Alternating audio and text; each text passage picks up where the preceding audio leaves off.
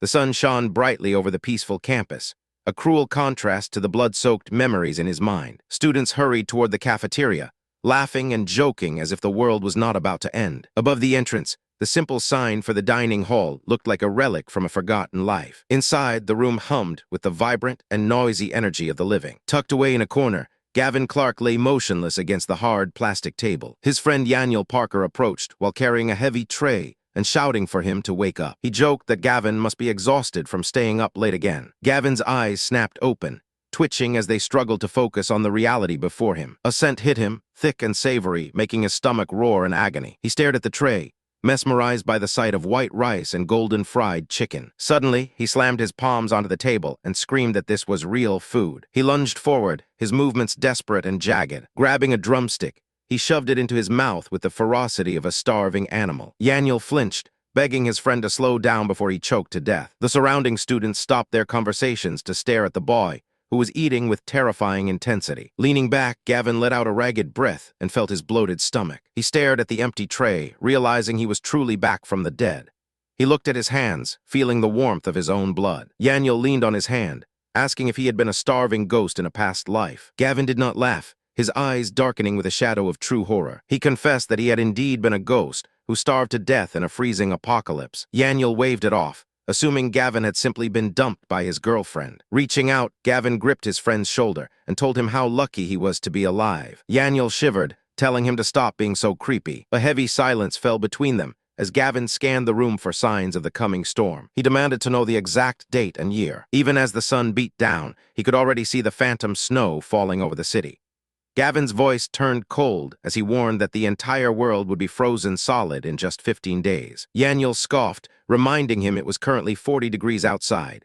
He offered to help if Gavin was in some kind of trouble. Gavin looked him dead in the eye and asked for a loan of $1 billion. Yahello immediately spat his water across the table in a fine mist. He gasped, asking if Gavin was actually serious. There was no way he could get that much money, not even if he sold his own fuck. Gavin leaned in, asking exactly how much the man would sell for. Yahello slammed his hands down, screaming at his friend for being a heartless monster. Gavin watched him, his mind already calculating the cost of survival in the coming frost.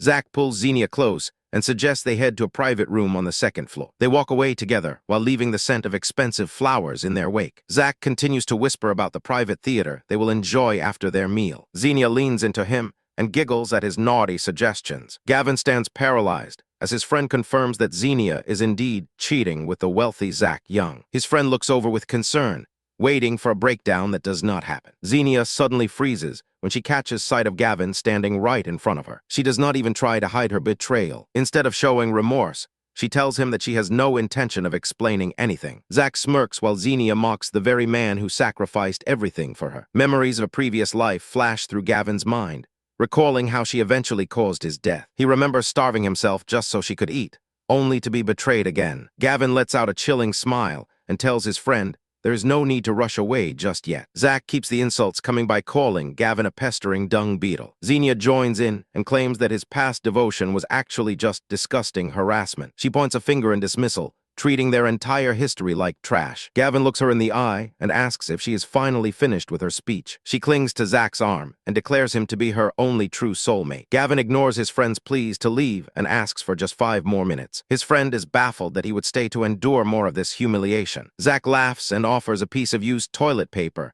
as a reward for the entertainment. The air explodes with sound as Gavin delivers a massive slap to Zach's face. Everyone in the hallway gasps as they witness the sudden violence. Zach stares at the ground in total disbelief as his cheek begins to burn. Rage boils over and he screams at Gavin for daring to strike him. He lunges forward with his fist clenched, intending to kill. Gavin moves with predatory grace and sinks a heavy kick into the man's stomach. His friend watches in awe, realizing Gavin has become someone completely different. Zach hits the floor hard while Xenia rushes to his side in a panic. She screams that Gavin is a dead man for laying a hand on a powerful heir. Zach staggers back to his feet and brags about his black belt in Taekwondo. Gavin does not move an inch as the brat prepares to attack again. He counters instantly with a bone-shattering punch, using cultivation techniques from his past life to end the fight. His friend gaped in awe at the sudden display of strength, but the girl did not share his admiration. She screamed that he was a barbarian for hurting Zach and promised he would regret this. Zach lay defeated on the floor while she rushed to his side. Looking down at him, she demanded Gavin kneel and beg for forgiveness. She pointed a trembling finger and vowed never to forgive him. The sound of a sharp slap echoed through the room. He did not care about her threats or her status. Zach struggled to his feet and snarled that squashing him would be like killing an ant. Before the threat could finish, a heavy boot slammed into Zach's chest. Gavin reached into the man's pocket with practiced precision.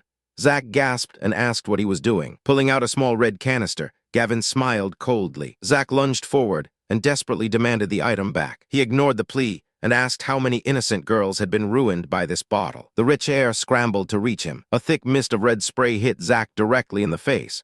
Panic set in as the chemicals took hold of Zach's mind. He let out a primal scream that chilled the air. The girl rushed over to check on her fallen lover. Gritting his teeth, Zach warned her to stay away while his eyes turned a deep, unnatural red. He lost all control and lunged at the very woman who tried to help him. They crashed to the floor as Zach's Sandy vanished. He grabbed her pink dress and tore it with animalistic strength. She cried out that they were in the middle of the cafeteria. Desperate to hide her body, she crossed her arms in a futile attempt at modesty. Gavin turned away and told his friend their time there was finished. His friend stared in horror at the chaos unfolding behind them. It was a taste of his own medicine, since Zach used that aphrodisiac to prey on others. Even as the crowd watched the assault, the friend worried about the police arriving. Gavin smirked and explained that Zach would never dare report this. Reporting the crime would expose the suicides of the girls Zach had previously harmed.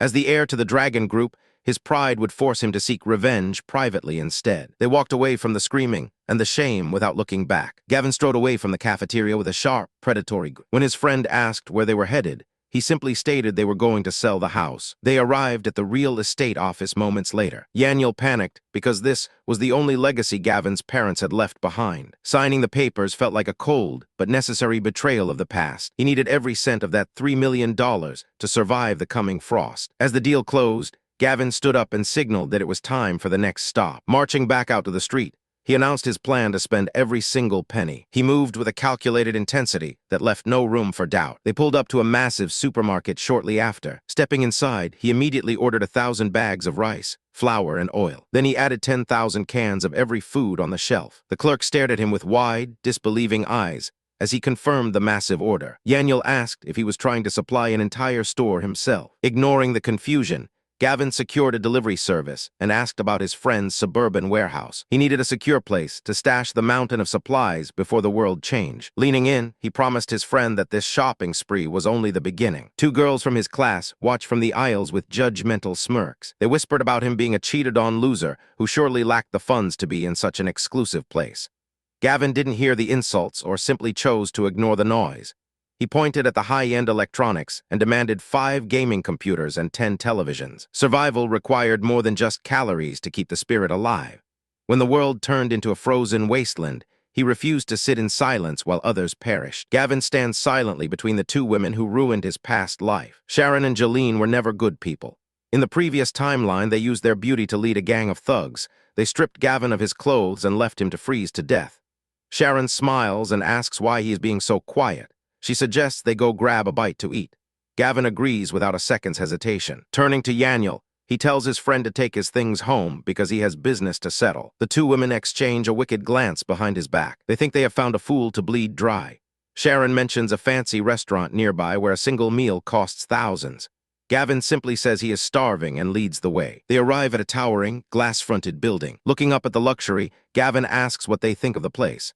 Sharon pulls him toward the door, insisting they hurry because she is famished. The interior is filled with wealthy diners and sparkling chandeliers. Gavin opens the menu and pretends to sweat over the prices. He asks if this isn't a bit too expensive. The girls dismiss his concerns instantly. They grab the menu and start pointing at the most decadent items. Black gold caviar, Wagyu beef, and Antarctic lobster are added to the list. The waitress notes down the massive order while the girls snicker. An hour later, the feast is over. Empty wine bottles and dirty plates litter the table. Sharon leans back, feeling more satisfied than she has in ages. Scraps of the expensive meal are all that remain of the girls' greed. Gavin stands up and says the meal was delicious, but he needs to step out for a moment. He walks calmly toward the reception desk. The receptionist smiles and tells him the total is $18,800. Gavin tells her he isn't there to pay that bill. He wants the kitchen to prepare 100 tables of the exact same dishes in 10 days. The woman's jaw drops in disbelief. Gavin just smiles and asks if she is sure she can handle it. He pulls out a VIP card and offers to pay for the massive order in advance. During the apocalypse, he lived on nothing but disgusting canned food. He refuses to suffer through a low quality of life again. Back at the table, the girls watch him and laugh at how sensible he is for paying so quickly. They decide to trick him into buying them designer handbags next. The receptionist processes the enormous transaction for the 100 feasts. She holds his card with trembling hands. Gavin snatches the card back as he heads for the exit. He tells the clerk that the two women at the table will be paying for the meal they just ate. Stepping out into the air, he checks his phone. Most of the money from the house sale is gone.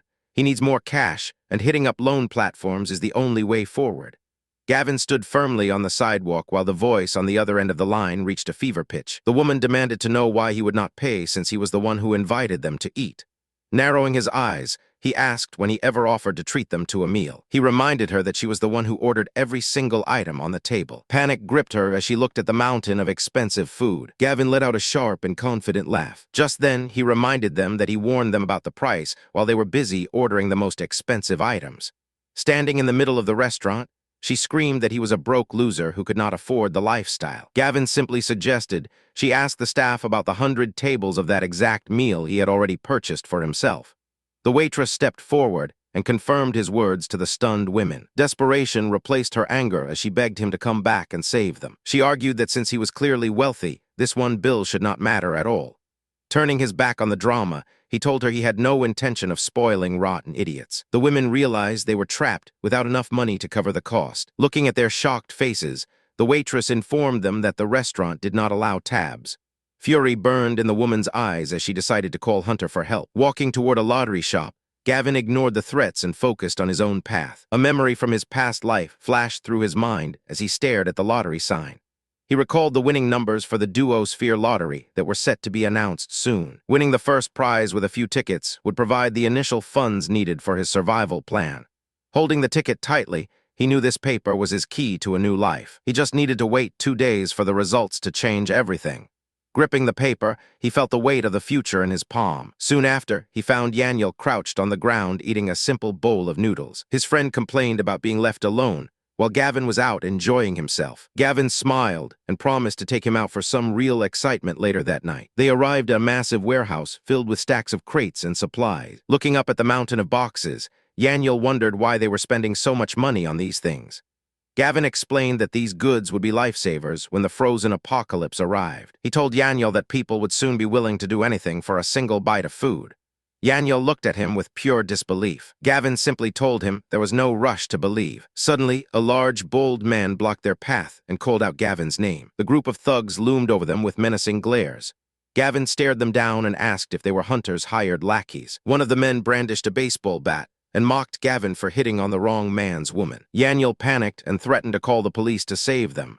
The thugs quickly surrounded them to prevent any chance of escape. Laughing at the threat, the leader dared him to make the call. Gavin held up a hand to stop his friend from dialing. He told Yahello that there was absolutely no need to involve the police. The bold thug laughed at the idea of Gavin calling for help. Even though the young master of the Parker family tried to mediate, the thugs had no intention of letting their real target walk away. They mocked the boy for thinking his father's name carried any weight in this alley. The leader made it clear that while the rich kid might be safe, Gavin was a dead man.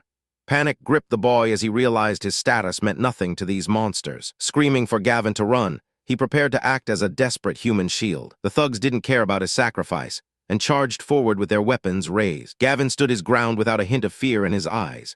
A scream of pure terror erupted from the sidelines as the first bat swung toward his head. The air whistled with the force of the incoming strike.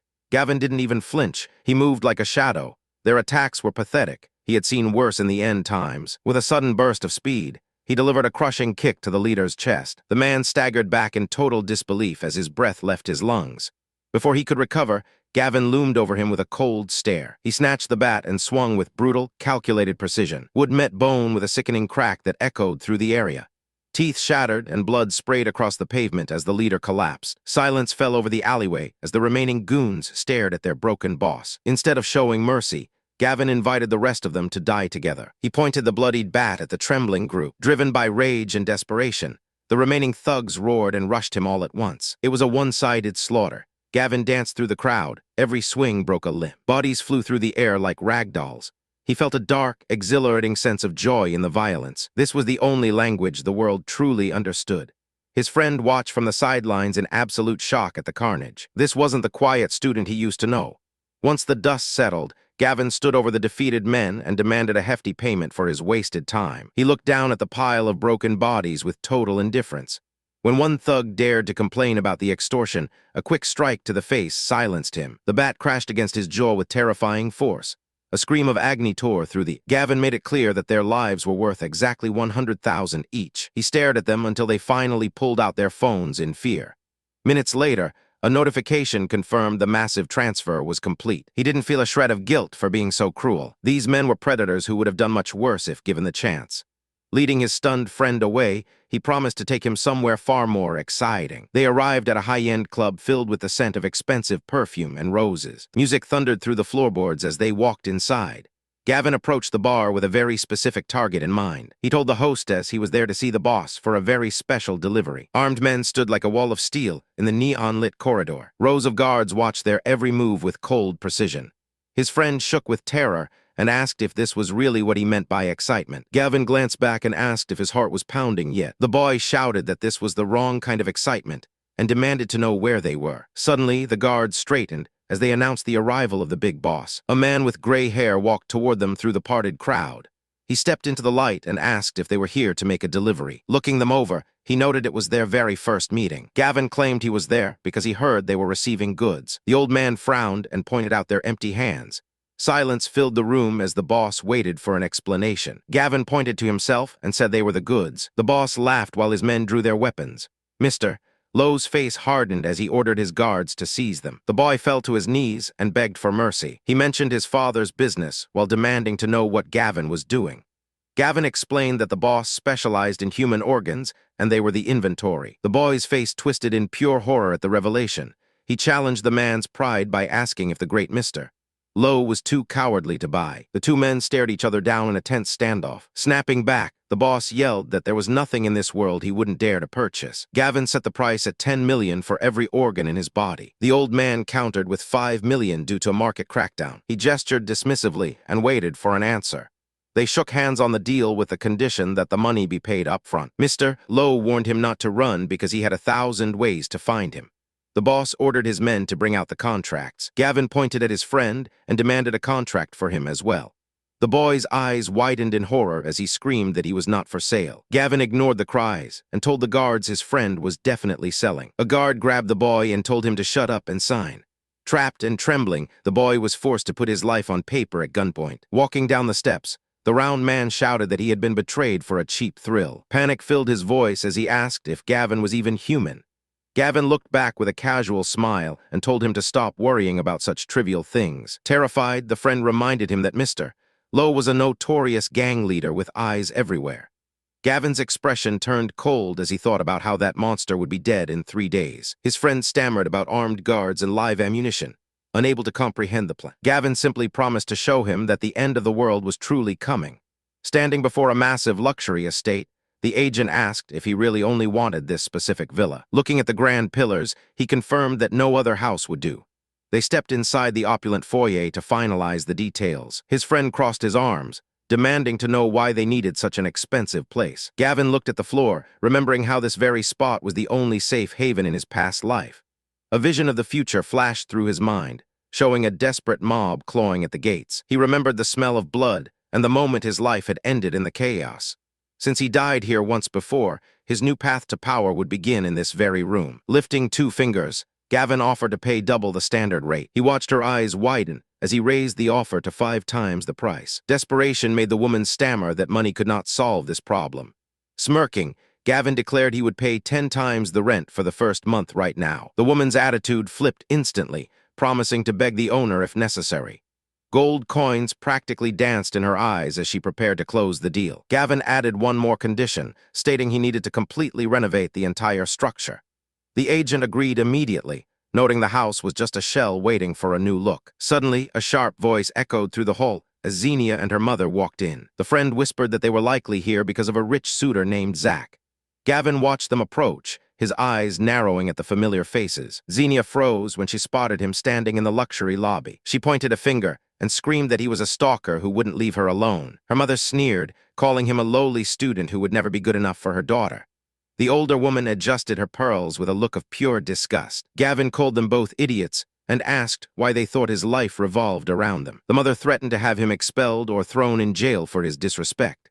Gavin stood tall, completely unbothered by her empty threats. Xenia crossed her arms and mocked him, claiming he couldn't even afford the monthly expenses of such a place. She stared him down, waiting for the shame to finally break his resolve.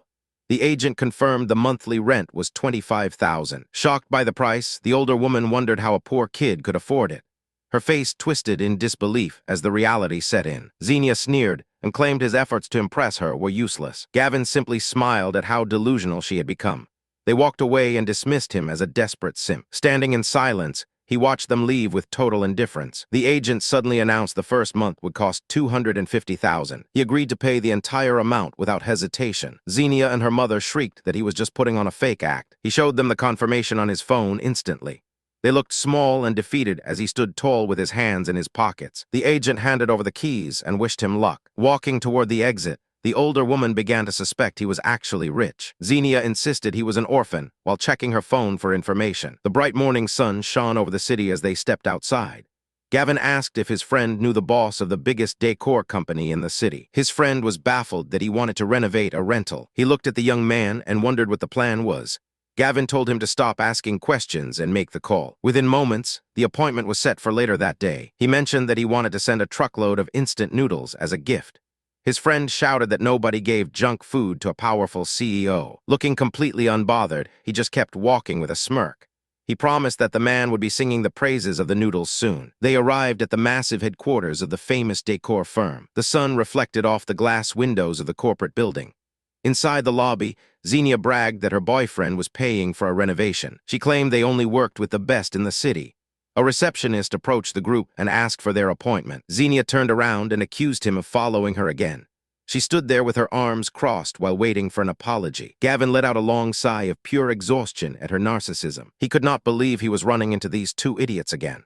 Xenia laughs at the ridiculous idea of Gavin renovating a place he does not even own. Standing in the middle of the lobby, Gavin ignores the mockery and tells the receptionist he has an appointment. The older woman scoffs at his casual clothes, while a powerful man enters the building. This is the person they have all been waiting for. Believing her boyfriend arranged a special meeting, Xenia assumes the boss is there specifically for her. She stands tall with a smug smile on her face. The older woman tells Gavin to face reality and wait, while a person of higher status takes priority. Xenia rushes forward to greet the prestigious Mr. Zhao with a wide grin. Seeing her approach, the man looks confused and asks if she actually has an appointment with him. She insists she is the one he is looking for. His voice turns cold as he asks if her name is Gavin Clark. Realizing she is an imposter, he tells her to step aside and stop getting involved. Pushing past the shocked woman, Mr. Zhao walks directly toward the corner of the room. Gavin steps forward and confirms his identity with a confident look. Inviting him into the private office, the boss treats the young man with immense respect. Xenia and the older woman stand frozen in total disbelief. Trembling with rage, the woman claims Gavin must be using someone else's wealthy connections to pull off such a stunt. Walking through the doors, they enter the manager's office to settle the deal. Zhao sits down and asks what kind of property needs work. Gavin looks him in the eye and reveals he wants to renovate an entire villa. Hearing this, the boss lists off standard budgets and suggests a lower-level director for the job. The young man stops him and asks for his personal attention on the project. Zhao explains that he is far too busy for anything but the biggest contracts.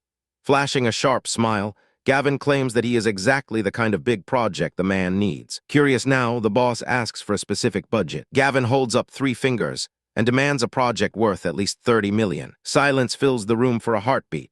The boss's face contorts in pure shock as the massive scale of the job finally hits him. Mr. Zhao stood frozen as the massive number echoed through the room. Gavin confirmed the $30 million figure without blinking. Dismissing his assistant instantly, the director decided to handle this high-value client personally. The man asked what kind of renovation could possibly cost more than a luxury villa. Handing over the blueprints, Gavin watched the director's eyes fill with confusion. Seeing the plans for the first time made the professional gasp in pure shock. Gavin promised to pay even more if the entire project finished in 2 weeks. It was a request for a literal war bunker, capable of withstanding extreme freezing temperatures. Holding up 3 fingers, he laid out a massive upfront payment to seal the deal. Staring at the young man, the director realized he was dealing with someone beyond his understanding. Money spoke louder than words, and he agreed to mobilize every resource the company had. Walking away, Gavin's friend screamed that spending $35 million on a rental was pure insanity. Gavin ignored the outburst because he knew paper currency would soon be worthless. His friend demanded to know where a student found that kind of fortune. Joking about shady loans,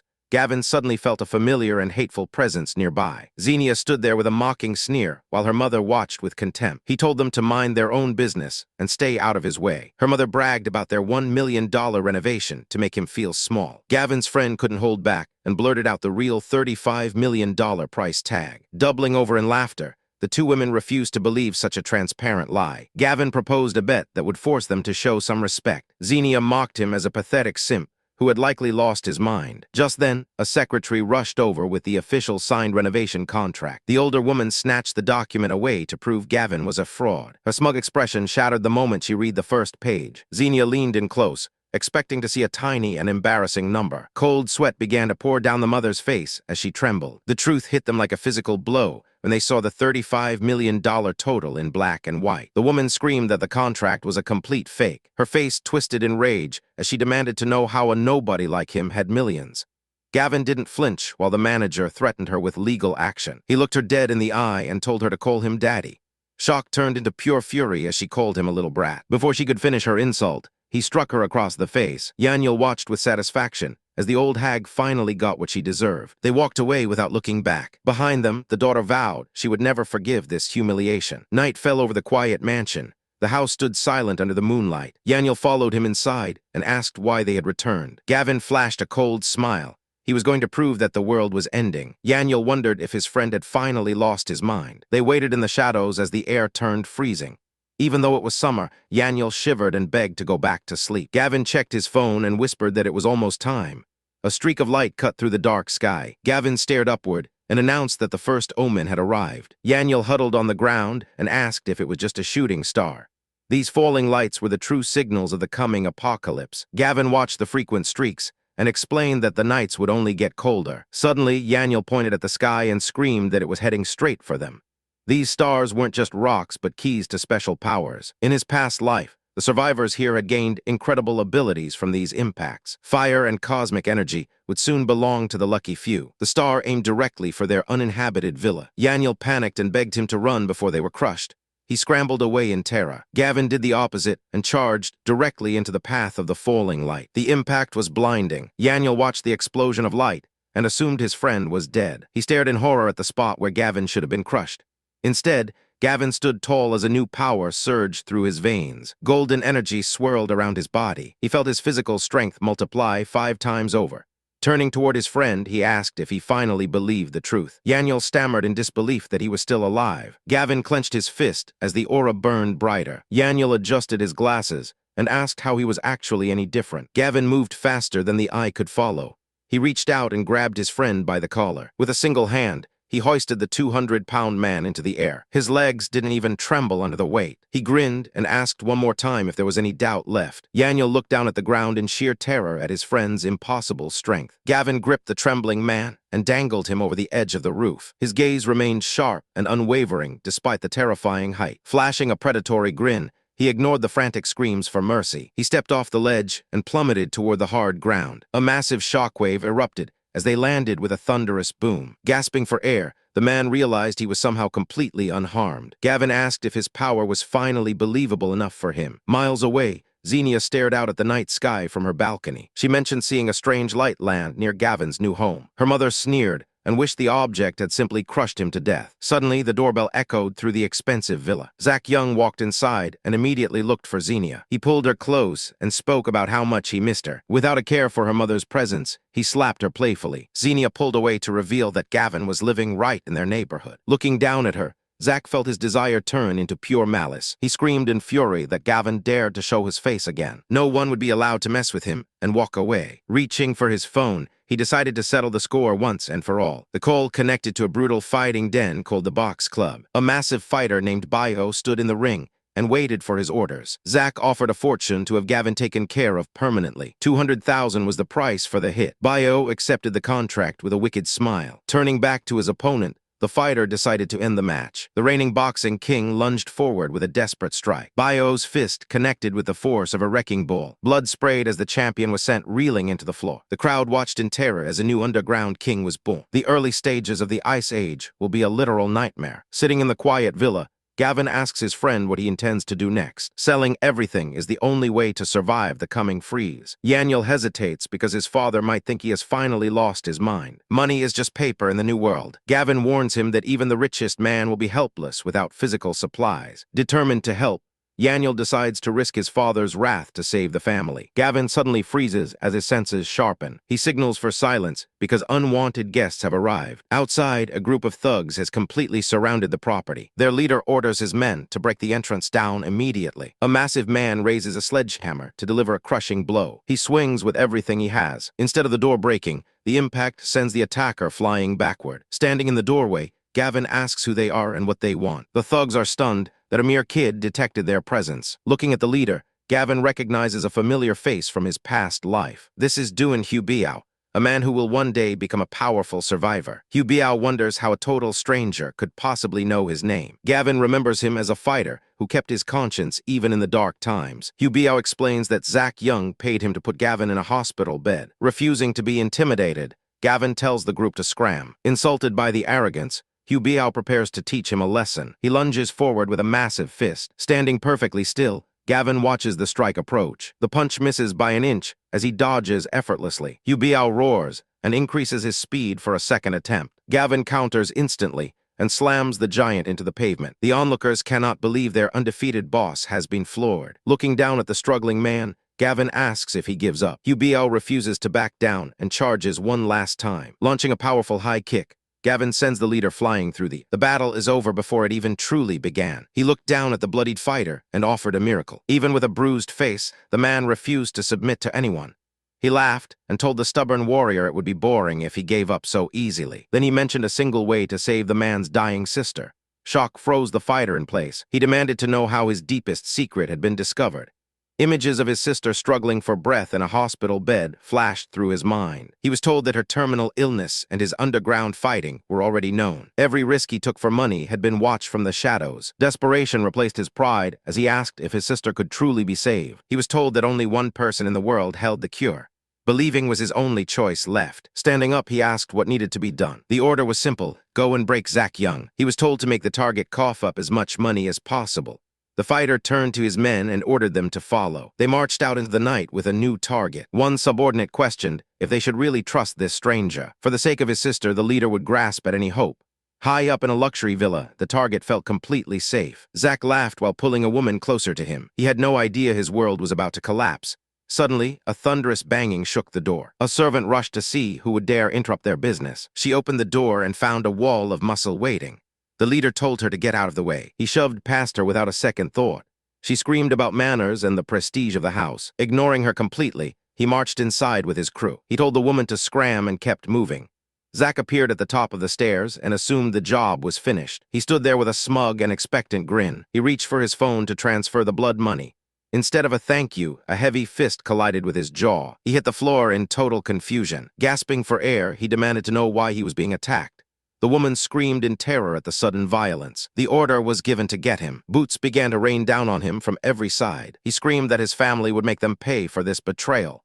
The beating continued until he was a broken mess. Suddenly, the leader called for a stop. Zach smirked, thinking they had finally realized his power. But the nightmare was just beginning. He was told that Big Bro Clark wanted him strung up. Panic gripped him as he realized he didn't even know who Clark was. He begged for an explanation as they grabbed his arms. His men hauled the screaming man away into the shadows. The job was far from over. Zach Young hung upside down with a swollen eye. He claimed he could only access 10 million without personal approval from the Dragon Group.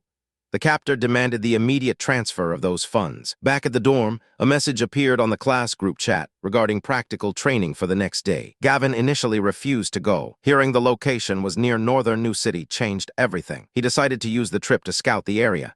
His phone rang with good news from Bio. Zach had finally coughed up the $10 million. Gavin confirmed the receipt with a satisfied grin. Passing a betting station, he remembered his lottery ticket. This was supposed to be his big payday. A moment later, his face twisted in disbelief. The numbers he remembered perfectly from his past life were wrong. He wondered if the butterfly effect had changed reality, or if the director was behind this. Frustration bubbled as he realized his easy path to wealth was gone. He needed a new way to fund his preparations. Students gathered by the bus for their finance industry training. Everyone worried about their future assignments in a struggling economy. Suddenly, two familiar faces blocked Gavin's path. They demanded to know why he dared to show his face after his recent stunt. They accused him of dining and dashing and leaving them with a massive bill. Working for a month barely covered the $20,000 they owed because of him. Gavin simply asked what their debt had to do with him. Desperate, the girls changed their tactics and offered to do anything if he paid them back. They even suggested they would stay out all night. One leaned in close with a suggestive smile. Gavin flipped the script and asked them to lend him $40,000 instead. He walked away without a second glance. The girls screamed in rage behind him. His friend arrived with heavily swollen eyes. He explained that he spent 2 hours crying to convince his father about the coming apocalypse. Gavin asked if the emotional display actually worked. It failed miserably, ending with his father beating him with a steel rod for being annoying. Gavin told him not to be discouraged, since accepting the end of the world took time.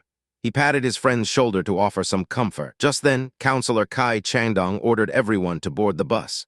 The departure for the training site began immediately. Tension filled the bus as the students waited for their fate. Thirst suddenly overwhelmed Yahello after eating too much salt the night before. Gavin had no water to give his friend. Just then, a cold bottle was thrust into his hand. Kai Kiwi offered the drink with a look of genuine concern. She wanted to make sure he was recovering from his recent betrayal, even though her own family was poor. She offered him her meager savings to help him through the month. Gavin pushed the money away because he could never take from someone who worked so hard to survive. Yahello tried to joke about the girl's obvious feelings until Gavin snapped at him to be quiet. The tires screeched as they reached their final destination. A massive corporate building loomed over the arriving bus. Students filed out to meet the counselor, waiting on the pavement with a clipboard. Rumors swirled about the 3 levels of internships, where the first floor was nothing but free labor. The counselor began reading the names of the lucky students assigned to the elite top floor. Jeline and Sharon celebrated their victory with arrogant smiles. They looked back at Kai Kiwi and saw a defenseless girl from the countryside. A dark plan formed in their minds to target her next. The second floor assignments came and went without a mention of the trio. Yahello realized with horror that they were being left behind. The counselor adjusted his glasses with a sneer. He announced they were assigned to the bottom floor to serve as security and errand boys. Mockery filled the air as the other students laughed at their public humiliation. Gavin stepped forward to challenge the fairness of the selection process. The counselor insisted everything was decided fairly by the school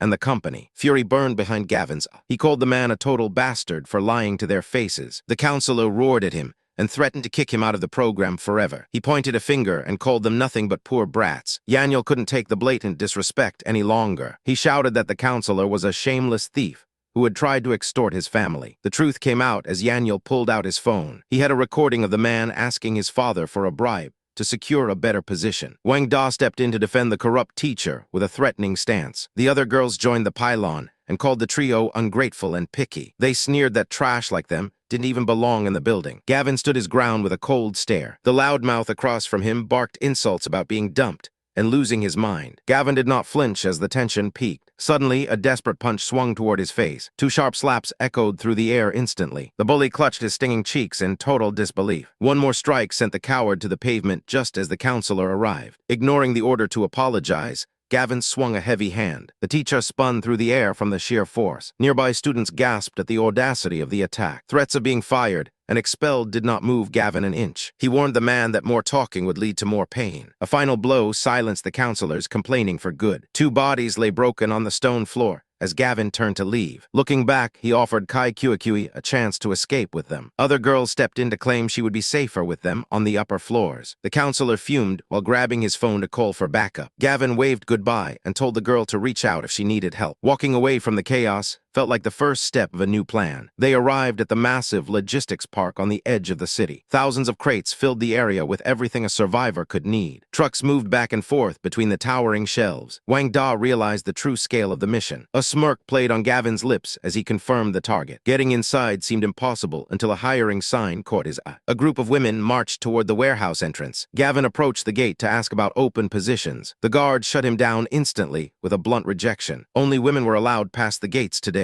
The warehouse workers realized their gender is a problem for the task ahead. Decisions are made quickly to fetch Kai Kiwi instead. Inside a bustling office building, Employees focus on their screens. Two women discuss a high-priority request from a man named Jiang. They need a girl with a clean history, and Kai Kuikui is the target. Approaching her desk, they pretend to care about her progress. The young girl smiles innocently while thanking her seniors for their guidance. Little does she know they are sizing her up like prey. Suddenly, they ask if she has ever been in a relationship. When she admits her lack of experience, they offer to find her a wealthy partner. She politely declines because she wants to earn her own way. Ignoring her protests, they grab her and pull her toward the elevators. The sun shines brightly over the corporate tower, while a crime begins inside. She keeps insisting she is not interested in dating. They ignore her pleas and praise Mr. Jiang as a wonderful person. Pushing her into a private office, they present their prize to a waiting man. The balding figure looks her over with a disgusting grin. Panic finally sets in as the girl realizes what is happening. Jiang offers the two women a massive payout for their delivery. They exit the room and slam the door shut on her face. Trapped and alone, the girl listens to his vile promises of wealth. He moves closer with a predatory look in his eyes. She pulls out her phone and threatens to contact the authorities. He laughs because he controls every guard in the building. Trembling with fear, she begs for her freedom. He strikes her hand and sends the device flying. No woman ever leaves this room without being broken. The phone lands on the carpet, while a secret call continues to run. Gavin stared at the screen as the name Kai Kuikui flashed before his eyes. Answering quickly, he asked what could possibly be wrong. The only response was the sickening crunch of a phone being crushed under a heavy boot. A disgusting man loomed over his prize with a twisted smile. He told her to accept her fate and promised to make her successful if she behaved. The call cut to silence instantly. Gavin realized something terrible was happening and knew he had to hurry. He bolted down the street with desperate speed. Back in the office, the girl threw a heavy plant pot with all her might. It shattered against the man's head, but the pain only made him more furious. Snarling in rage, he struck her down and promised to make her suffer. Gavin reached the entrance of the building in a blur of motion. A guard blocked the path and demanded to know what they were doing. Gavin shoved the man aside without a single word. He burst through the doors with single-minded focus. The guard tried to explain that Mr. Jiang was handling important business on the third floor. Gavin claimed to be the man's father just to bypass the stunned sentry. Confused by the young man's claim, the guard froze in place. By the time he realized he had been tricked, Gavin was already out of sight. The elevator arrived at the third floor. Gavin stepped out into the hallway with ice in his veins. Two women were laughing about the fun their boss must be having. Their smiles vanished the moment they saw him standing there. He demanded to know exactly where the girl was being held. They sneered at him and told him to mind his place. One woman pointed a finger and screamed for him to leave. She warned him that this was no place for a brat to act wild. Gavin moved faster than her eyes could follow. A heavy blow sent her crashing to the floor in an instant. The second woman gasped in horror as she met the same fate. Stepping over their fallen bodies, he asked one more time where the girl was hidden. Gavin stands firm before the office door where his classmate is trapped. The woman beside him warns that the man inside is far too powerful to cross. Ignoring her fear, he delivers a massive kick that shatters the lock. Inside, the disgusting manager has his hands all over crying Kai Kuikui. Rage boils over as Gavin steps into the room. The manager points a finger and demands to know who gave this brat permission to enter. Silence is the only answer he receives. Gavin grabs the man's finger and snaps it with a sickening paw. As the manager howls for his guards, Gavin prepares to finish the job. A heavy strike to the face sends the predator crashing into the floor. He turns to the girl and asks if she is all right. Suddenly, a squad of guards armed with batons floods the room. The traitorous women in the back cheer, hoping to see Gavin's blood. They mock his stupidity while the guards close in. Bodies start flying through the air as Gavin unleashes his fury. The woman in pink watches in horror as her protection vanishes. In seconds, every single guard is unconscious on the ground. The manager crawls away, desperate to know what else this monster wants. Standing over him, Gavin looks down with total contempt. He declares that the man will never lay a hand on a woman again. A final brutal stomp ensures that the threat is neutralized forever. While the man screams in agony, Gavin turns his icy gaze toward the two betrayers. They immediately try to play the friendship card to save their own skins. Trembling, they claim he cannot possibly hit a woman. Gavin reminds them of their cruelty and delivers a sharp lesson to the first one. He strikes the second one just as hard, leaving them both groveling. With the room cleared, he tells his friends it is time to go. The manager recovers just enough to strike the girl who tried to help him. He knows he cannot call the police without exposing his own crimes. Instead, he pulls out his phone to call a hit squad to erase Gavin from existence. Back in the fresh air, Kai Kuikui offers her heartfelt thanks. They walk away from the building together, planning their next move. Gavin gives her a reassuring smile ready for whatever comes next. Kiwi worries that her future is ruined now that her internship has vanished. Gavin offers to find her a new job right away. Hope flickers across her face as she wonders if he is truly capable. They arrive at a recruitment booth for a local warehouse. Gavin ignores her confusion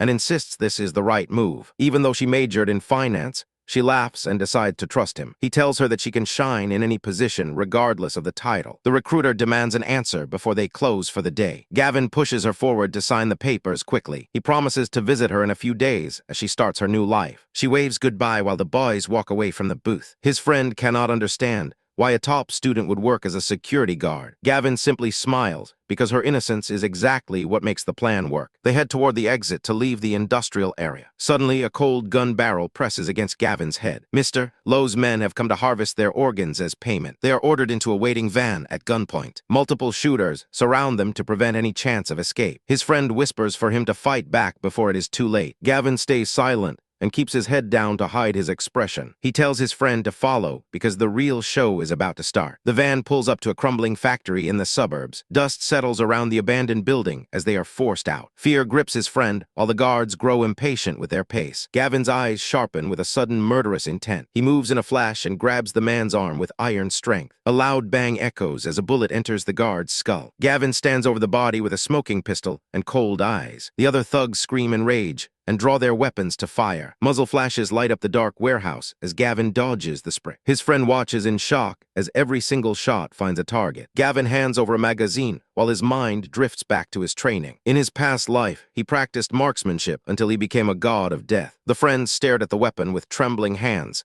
and admitted he had no idea how to use it. Gavin asked if he played shooter games to gauge his experience. Boasting about being a pro was easy, so he took the gun with newfound confidence. Treating this like a simulation was the only way to keep his nerves steady. They moved deeper into the facility with quiet, synchronized steps.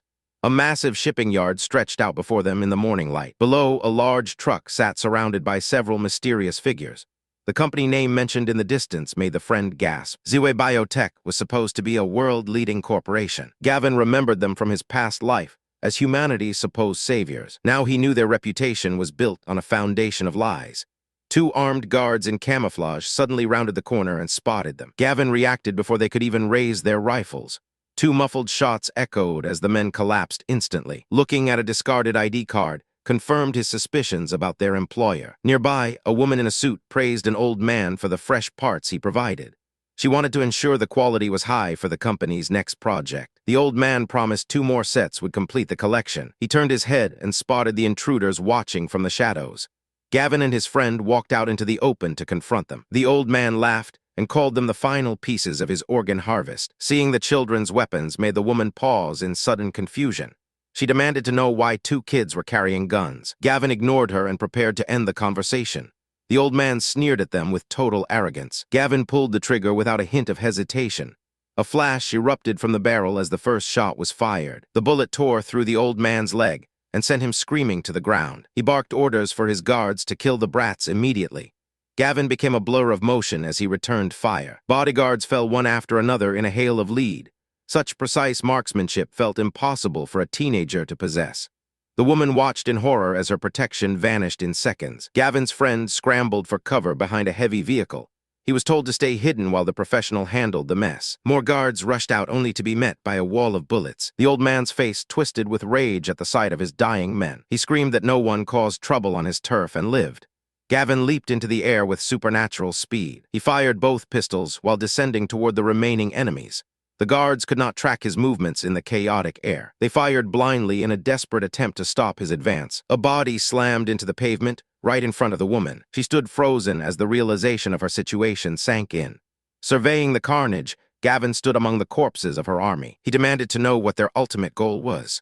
The gun remained leveled at the old man's head. Despite his injuries, the old man spat back that a punk was beneath his notice. Gavin fired again and hit him in the shoulder to silence him. He watched the smoke rise from his barrel with cold eyes. He invited the man to try his insults one more time. The old man clutched his bleeding arm while kneeling in the dirt. He claimed Gavin had no idea what kind of power he was messing with. Gavin turned to his friend and gave a chilling command to finish him. The friend froze in shock at the sudden request. He was told to do it now to prove his resolve. The old man laughed and reached for a hidden pistol to end them both. Panic took over and the friend finally pulled the trigger. A single shot echoed through the silent shipping yard. A small hole appeared in the center of the old man's forehead. The friend stared at his hands as the weight of the kill set in. He realized he had just taken a human life for the first time. The old man lay lifeless on the cracked ground with wide, empty eyes. Gavin looked at the trembling woman with pure contempt. He knew exactly who she was. The revelation that he knew her identity sent a cold shiver down her spine. Mocking her further, he suggested she address him with a much more paternal title. Her face twisted in a mask of pure rage. No one had ever dared to speak to her with such insolence. A sudden blast echoed through the shipping yard. Pain exploded in her leg as the bullet tore through her flesh. Gasping for air, she reminded him of her high status at Ziwei Biotech. She screamed that he would regret the consequences of this attack. Another shot silenced her threats instantly. Smoke drifted from the barrel of his gun as she collapsed. Blood pooled on the ground as the second bullet found its mark. Gavin remained completely unmoved by her desperate warnings. Towering over her broken form, he prepared to pull the trigger again. Terror finally broke her resolve. Sobbing, she promised to reveal everything if he just spared her life. The truth was more disgusting than he imagined. They were harvesting human organs for illegal experiments. These monsters were trying to engineer bioweapons and forced evolution. Gavin stared down at the pathetic woman with a heavy gaze. His mind flashed to the horrific memory of the Mantis war god. It all made sense now. This creature was the result of their twisted research on living humans. Realizing they started this cruelty before the world even ended made his blood boil. She trembled, unable to comprehend how he knew their deepest secrets. Nearby, his companion discovered the grim contents of the shipping containers. Seeing her life hanging by a thread, she tried one last bribe. She offered him wealth and power beyond his dreams. Gavin did not even hesitate as he raised his weapon again. She scrambled backward in the dirt. Desperate, she claimed she could still be a useful tool for him. He asked with a cold smirk how she could possibly be of use. She suggested her skills were more suited for physical pleasure. Her eyes widened as the cold metal pressed against her skin. Time seemed to slow down for a final heartbeat. Then a single shot ended her life instantly. Gavin looked at her corpse with total indifference. If she could not even stop a bullet, her mouth was useless to him. Searching her belongings, he found exactly what he needed. The keycard to the Ziwei headquarters was finally in his hands. 3 days later, news of the incident reached the city's elite. Mr. Jiang screamed into his phone at the lack of information. He was a major investor and demanded to know who was sabotaging their operations. His anger reached a breaking point. A man named Hunter walked into the office. Jiang ordered him to eliminate the brat named Gavin immediately. Hunter grinned, promising to bring back one of the boy's limbs as a trophy. His massive frame radiated a dangerous aura. Far away from the brewing storm, Gavin focused on his new stronghold. The villa was now a fortress capable of withstanding heavy artillery. He discussed the final stages of the interior life support systems. The architect assured him that everything would be ready within the week. Suddenly, an uninvited guest appeared at the entrance. A woman from the local committee introduced herself as Auntie Leu. She insisted that he join the neighborhood group chat immediately. He pulled out his phone to comply just to get her to leave. Instead of leaving, she pointed toward the pile of renovation trash. She demanded permission to enter and scavenge for cardboard. Gavin declined, stating it was not a good time. She refused to take no for an answer. Blocking her path, he told her that the construction could not be delayed. The woman's face turned sour as she called him stingy. She tried to shove past him into the private property. Gavin offered to deliver the boxes to her house in a week. Her greed would not allow her to wait a single day. Screaming that someone else might take them, she lost all composure. Gavin's patience finally evaporated. He roared at her to get lost before he lost his temper. The woman shrieked at him for his total lack of respect. Gavin did not even blink as he threatened to strike her if she didn't get lost. Looking completely unimpressed, he stared her down with cold, piercing eyes. She retreated while screaming that he would eventually get what was coming to him. Ignoring her pathetic threats, he simply turned his back and continued on his way. Across town, a massive stack of cash hit the table with a heavy thud. Zach Young stood before a group of hardened mercenaries from the vast Dragon Group. 500,000 was the price for a single life. Looking at the money, the leader known as One-Eyed Dragon smirked with greed. Zach demanded that Gavin disappear from this world completely. Every trace of the boy's existence had to be erased. One-Eyed Dragon promised the boy would vanish tonight as if he never existed. Watching them leave, Zach felt the thrill of impending victory. His face twisted into a mask of pure malice. He truly believed he could crush Gavin with a single lift of his finger. Night fell over the city as the killers approached their target. They located the presidential suite where the rich kid was staying. Moving like shadows, the team coordinated their positions to prevent any escape. One-Eyed Dragon prepared himself for what seemed like an easy slaughter. Inside the room, Gavin leaned back on his sofa in total relaxation. Everything was moving exactly as he had envisioned since his rebirth. The most important phase of his plan was about to begin. Suddenly, a faint noise echoed from the hallway.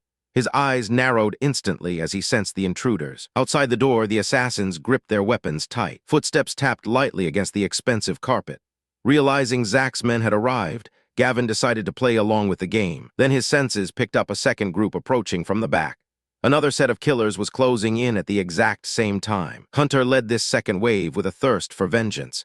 He reminded his men that Gavin was surprisingly dangerous and had robbed their allies before. They were well prepared to ensure the boy didn't survive this time. Pulling out a weapon, Hunter gave the final, brutal order. He wanted the boy beaten to death and a trophy delivered to his boss. Rage burned in his eyes as he neared the entrance. Reaching for the switch, Gavin prepared the stage for a masterpiece of chaos. The room plunged into total darkness. Thinking the target was asleep, One-Eyed Dragon's team burst through the door. They charged forward with guns drawn. Simultaneously, Hunter's group rushed in from the opposite side. Chaos erupted in the pitch-black suite. One-Eyed Dragon spotted a silhouette through the gloom and signaled for a halt. He raised his hand to stop his men from firing too early. Aiming his pistol, he ordered the figure to stay right there and not move. He wouldn't let his target escape the trap. Looking back, Hunter sneered at the man pointing a gun at him. He told the intruder that he was the one who should be afraid. One-Eyed Dragon couldn't believe the arrogance of the person he thought was Gavin. Hunter prepared to strike, convinced he was facing the brat who shamed his crew. Fury clouded the vision of both mercenary leaders in the dark. Hunter screamed for his men to kill the arrogant kid immediately. Thinking they were finally cornering their prey, both groups lunged at each other with lethal intent. Bullets tore through the air. Thugs collapsed instantly. Their comrades screamed for reinforcements. The leader barked orders to grab every available weapon. Desperate hunters returned fire with fury. Hidden in the shadows, Gavin watched the slaughter with a cold grin. He was happy to let these fools tear each other apart. Blinding flashes of gunfire filled the room as the final exchange began. Gasping for breath, the One-Eyed Dragon leaned against the wall among the corpses. Blood pooled around his feet as he realized the heavy price of this battle. He looked down to see his rival, Hunter Walsh, crawling through the wreckage. The two men stared at each other in confusion, wondering why they were both in the same trap. Fury boiled over as they realized they were both there to kill the same kid. The One-Eyed Dragon screamed in rage as the truth finally clicked. They had been played like puppets while Gavin slipped away days ago. 3 days later, Gavin stood in the sunlight as his friend approached with a worried expression. The boy held his phone out as if it contained a ticking bomb. Panic filled his voice as he explained that the school was officially expelling Gavin. Gavin just smiled because a degree meant nothing in the coming apocalypse. His friend could not stand the counselor's smug attitude and showed Gavin the group chat. Glancing at the screen, Gavin saw the chat was flooded with insults. The messages were coming from the university's official class group. Counselor Kai was busy telling everyone that Gavin was just the dregs of society. A dangerous spark flickered in Gavin's eyes as he read the man's arrogant words. He typed a short reply calling the man an idiot before sending a vulgar gesture. Without a hint of hesitation, Gavin posted a detailed report of the counselor's affair with the principal's wife. The chat went silent as he listed every secret meeting spot from the hotel to the rooftop. Shock paralyzed his friend, while the counselor likely screamed in terror at the exposure. Every detail was accurate because Gavin remembered the man's confession from the previous timeline. Remembering the past life, Gavin knew morality would soon collapse anyway. The panicked counselor begged the admin to disband the group and threatened everyone into silence. Ignoring the threats, the friend laughed and decided to post the logs on the school forum. Gavin turned away and noted they had much more important business to finish.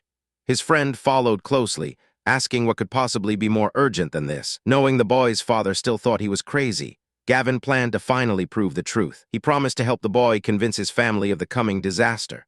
A confident smile played on his lips as the real work began. Darkness hung heavy over the narrow alleys of the urban village. Walking through the shadows, they reached their destination with a sense of grim purpose. The house stood out as a place of hidden wealth amidst the decay. Inside, a monster was already at work, clutching an empty bottle while a young girl trembled in a cramped cage. Frustration boiled over as he realized the alcohol was gone. Glaring at the child, he saw only a burden. She stared back with eyes full of defiance, despite her situation. A sudden clang echoed as he kicked the bars, forcing her to cower in terror. Standing over her like a predator, he weighed his options. Selling the house was not enough to satisfy his greed. A cruel smile spread across his face as he decided to trade the girl for more booze. Grabbing her hair, he dragged her out into the open. He leaned in close to whisper that she would die just like her mother. Desperation took over, and she sank her teeth into his hand. Roaring in pain, He raised a massive fist to end her life. The blow was inches away from landing. Suddenly, the door exploded inward. He froze as two strangers stepped into the light. Still holding the girl by her hair,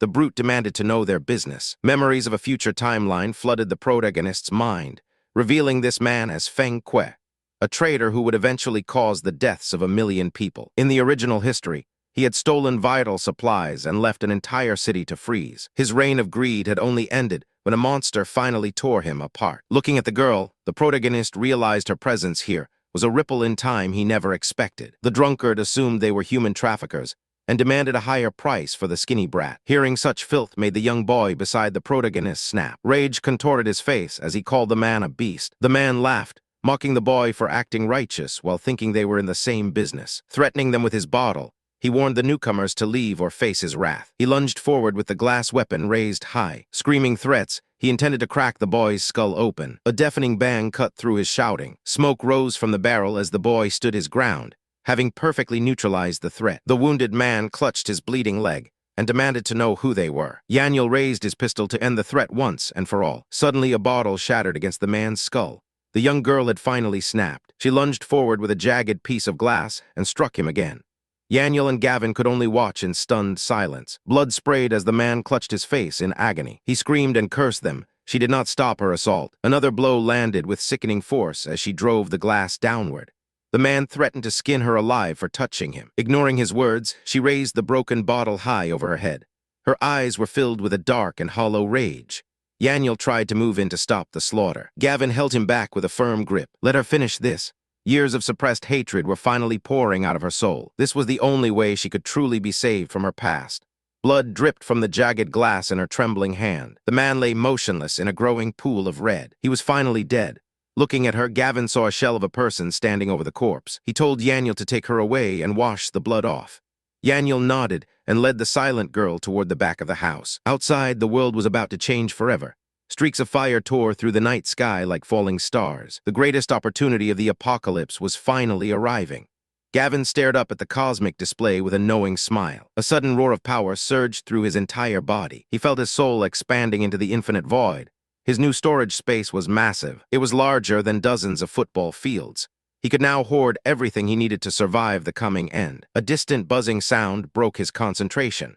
Blue and red lights reflected against the glass of the nearby buildings. A police car had pulled up directly outside the entrance. Below, a captured criminal pointed toward their door in desperation. He claimed a girl was being sold inside to save his own skin.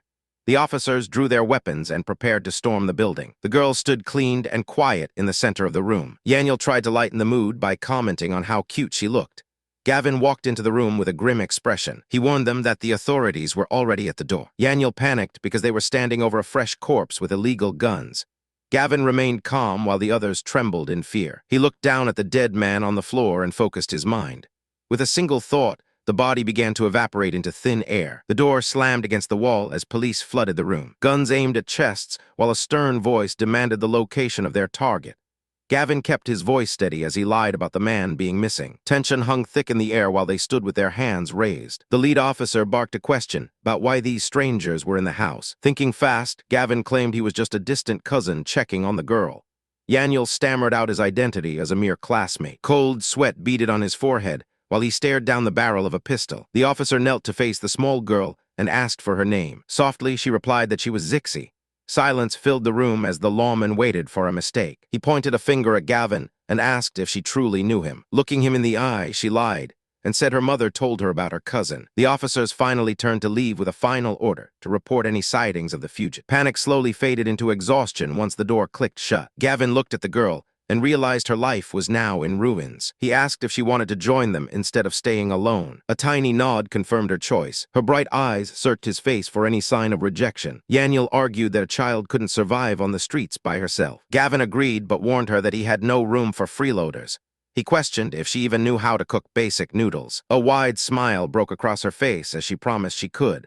The decision was made to move out immediately. Hunger suddenly hit them as they stepped away from the crime scene. Walking into the night, they wondered if the girl could handle the spicy food they planned to find. The countdown to the end of the world showed only 3 days remaining. Gavin marched through the garden toward the massive mansion with a clear mission. Panic gripped the boy standing beside him. Inside the estate, The father hid behind his newspaper and ignored their warnings. He dismissed their talk of an apocalypse as childish nonsense. The son pleaded for his father to listen before it was too late. Every second wasted felt like a death sentence. Reaching for his cup, the father found only empty air. The porcelain vanished in a flash of blue light. Pure confusion washed over the man's face. Gavin explained that this was the superpower he had been talking about. The father scoffed and called it a cheap magic trick. He refused to believe a kid could ever fool him. Blue light suddenly engulfed the heavy furniture. The sofa disappeared in an instant. Gravity took over. The man fell back. He hit the floor hard. Even then, he claimed they were just pulling a prank. He touched the empty space where his seat used to be. Gavin placed his hand on the floor and unleashed more power. The man sprawled out as the room began to fade. He challenged Gavin to make everything in the room disappear if he wanted real proof. A blinding flash consumed the surroundings. They stood in a total void where the luxury had once been. Reality finally shattered the man's stubbornness. He suddenly swung his hand and struck his son across the face. The boy clutched his cheek in total shock. His father roared that the pain proved he was not dreaming. Staring at his trembling hand, the man finally accepted the terrifying truth. The screen lit up with a confirmation for over 700 million RMB. His heart raced as the wealth finally hit the account. Directing his friend to start buying cold-weather gear was the next step. He planned to check the villa and secure weapons while the sun was still out. The estate loomed large, a silent monument to his preparation. Standing inside, the contractor beamed and announced the renovation was finished. Every specification had been followed to the letter. The man boasted that the house could now withstand the end of the world. They shook hands to finalize the deal with a promise of immediate payment. Urging the worker to stay home for the next 2 days was a calculated mercy. The man asked if a typhoon was on the horizon. He confirmed it was a storm like no one had ever seen. Relieved, the contractor decided to take the time off to rest. Suddenly, the roar of heavy trucks echoed through the courtyard. His friend waved and shouted that the best supplies had arrived. Looking down at the chaos, he saw the sheer scale of their wealth. He ordered the crew to move everything into the villa immediately. From the shadows, an old woman and her grandson watched the delivery. The boy whined for candy and pointed at the expensive crates. She patted his head and promised to get him a treat. His friend approached again, looking stressed by the massive bank balance. He confessed that he could not even manage to spend the first 100 million. Handing over a list of granaries, he told the boy to buy every ounce of grain. These were the same supplies that villains had used to control people in his past life. A worker interrupted the conversation with news of a confrontation. An old lady was currently blocking the delivery of the crossbows. He turned and saw her trying to pry open one of his boxes. Auntie Leu demands a treat for her grandson while eyeing Gavin's massive haul. Gavin refuses her request instantly. Infuriated by his rejection, she tells him to leave all the supplies at the door for her to take. She believes her position on the neighborhood committee and titles her to anything she wants. While she rants about harmony, the bratty child snatches a lollipop from a box. The boy begins jumping and stomping on the fragile packages. Gavin warns the little thief to get down immediately. Mocking him, the boy refuses to stop his destructive play. Gavin steps forward with a cold look that makes the woman flinch. She points her finger and screams for him to stay back. Suddenly, the cardboard lid collapses under the boy's weight. Sharp objects inside pierce through the boy's clothes. The woman shrieks in horror as her grandson begins to wail. She holds him up to reveal several sharp spikes embedded in his backside. Gavin watches with a smirk and tells them they got exactly what they deserved. Cursing him and promising to make him pay, the woman carries the bleeding child away. Watching from a balcony, Xenia and her friend observe the entire chaotic scene. They wonder why Gavin is buying so much junk. The sheer volume of the delivery makes no sense to them. Yang Ziking laughs at his stupidity, certain the food will rot in the intense summer heat. They dismiss him as a fool and head off to the salon. Only 1 day remains before the ice apocalypse begins. Gavin has spent his entire fortune to fill 5 massive granaries. Arriving at the logistics park, he meets his contact, Kai Kuikui. She asks how much longer she has to endure her grueling warehouse job. He tells her that she can finally leave tomorrow. She is ready to resign on the spot, but he stops her. He needs her to do one last thing for his plan to work. He asks her to hand over the keys to the warehouse for a secret visit tonight. The dangerous request leaves her absolutely breathless with shock. Gavin tells her to wait. He demands total secrecy now. His expression is dead serious. One leak ruins everything. She clutches her chest tightly. Boss Liang confirms the delivery. Stacks of boxes fill the room. Sliding the keys over, he leaves. The boss exits the building. Parker watches the door close. They are finally alone. Gavin thrusts his hand forward. Blue energy erupts everywhere. Every crate vanishes instantly. Parker stands frozen in shock. Gavin explains the hyperspace power. Hyperspace keeps items fresh forever. Parker asks if time stops. Gavin needs to study it. Suddenly, Boss Liang returns. Stopping dead in his tracks, he stares. The food is gone. He looks completely lost. Night falls over the trees. Gavin knocks on the door. The girl is waiting inside. He warns her about the shock. She blushes and nods. Gavin says he is starving. She closes her eyes tight. Her face turns bright red. He tells her to follow. Looking totally confused, she follows. She scurries after him fast. They reach a new section. He moves with total purpose. Rows of sacks tower above. Gavin prepares for the collection. The blue light flares up. A violent swoosh hits. Everything disappears at once. Panic grips her heart. He looks back and smiles. Gavin urged the girl to move fast and clear the remaining warehouses. Approaching the surveillance room, he knew exactly what needed to be done. Standing before the wall of monitors, he surveyed every corner of the facility. She followed close behind, wondering why they had stopped in such a strange place. With a sudden surge of power, he commanded the system to shut down every camera. Digital sparks flew as the screens went dark. Smiling at her confusion, he promised a full explanation once they returned to safety. The lights of the villa glowed against the night sky as the deadline approached. Inside, a small group gathered around the table while tea was served. Looking her in the eye, he asked if she truly believed his wild claims about the future. She nodded without a hint of doubt. His friend laughed, amazed that anyone could have such unconditional trust in a man like Gavin. The mood turned heavy when Gavin announced the apocalypse would begin the following morning. Crossing his arms, he forbade anyone from leaving the house again. Desperate for one last task, she begged to go out for a final errand. He finally relented but warned her to be back before noon.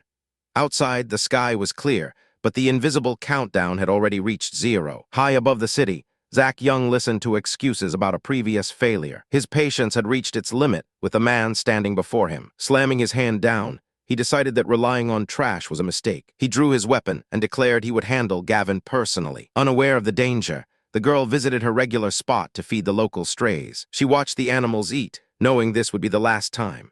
Bending down, she told them they had to learn to survive on their own now. Giving them a final wave, she turned to walk away from her furry friends. Watching from the shadows, the thugs realized they had found the perfect bait. Zach smirked, ordering his men to grab her to force Gavin into the open. Back at the villa, the fat friend shouted in shock as he received a terrifying phone call. He rushed to Gavin with the news that Zach had taken the girl hostage. Rage burned in Gavin's eyes as he realized Zach was courting death. A cold smile touched his lips. He headed toward the industrial ruins where the trap was set. Zach waited in the alley with his captive, laughing as Gavin finally appeared. Shouting for her release, Gavin stared down the armed men. They shoved her forward, letting her run toward her savior. She called out his name as she neared him. Seeing his opening, Zach called him naive and raised his pistol. A deafening bang echoed through the narrow space. The bullet tore through the air toward her back. Her face froze in terror as the sound registered. Moving with inhuman speed, Gavin lunged forward to pull her down. They hit the pavement hard as the projectile whistled past. Zach gasped in disbelief, unable to comprehend how anyone could dodge a bullet at point-blank range. Gavin pulled the trembling girl close and asked if she was all right. Panicking, she warned him about the weapons and begged him to flee. He simply smiled and told her to leave everything to him. Nearby, a cold hand gripped a heavy black pistol. Zach Young glared at his rival and decided to end his life ahead of schedule. Zach commanded his men to torture Gavin slowly. He wanted to hear every single scream. One thug lunged forward with a rope. He promised to take care of the arrogant boy personally. Gavin moved like a blur. Swinging his arm, he grabbed the man and slammed his head into the brick wall with a sickening thud. The surrounding thugs froze in pure disbelief. They could not understand how he had become this powerful. Gavin stepped over the unconscious body without a word. Zach grew desperate and ordered everyone else to attack. 3 men charged at once with knives drawn. They screamed for his head. A blade whistled past Gavin's face as he leaned back. He caught the attacker's wrist in midair. Using the man's own momentum, he twisted the arm into a lock. The thug cried out as a heavy blow landed in his stomach. He collapsed instantly. Screams of agony echoed through the narrow alley. Gavin swept the legs of the remaining attackers in a single fluid motion. They crashed to the ground, clutching their shattered limbs. Watching from the side, the girl covered her mouth in shock. She wondered how Gavin could possess such terrifying skills. An eye patch-wearing guard reached for his holster. Zach urged him to fire because they still had the advantage of lead. The guard challenged Gavin to dodge a bullet if he was truly so tough. Gavin leaped high into the air as the trigger was pulled.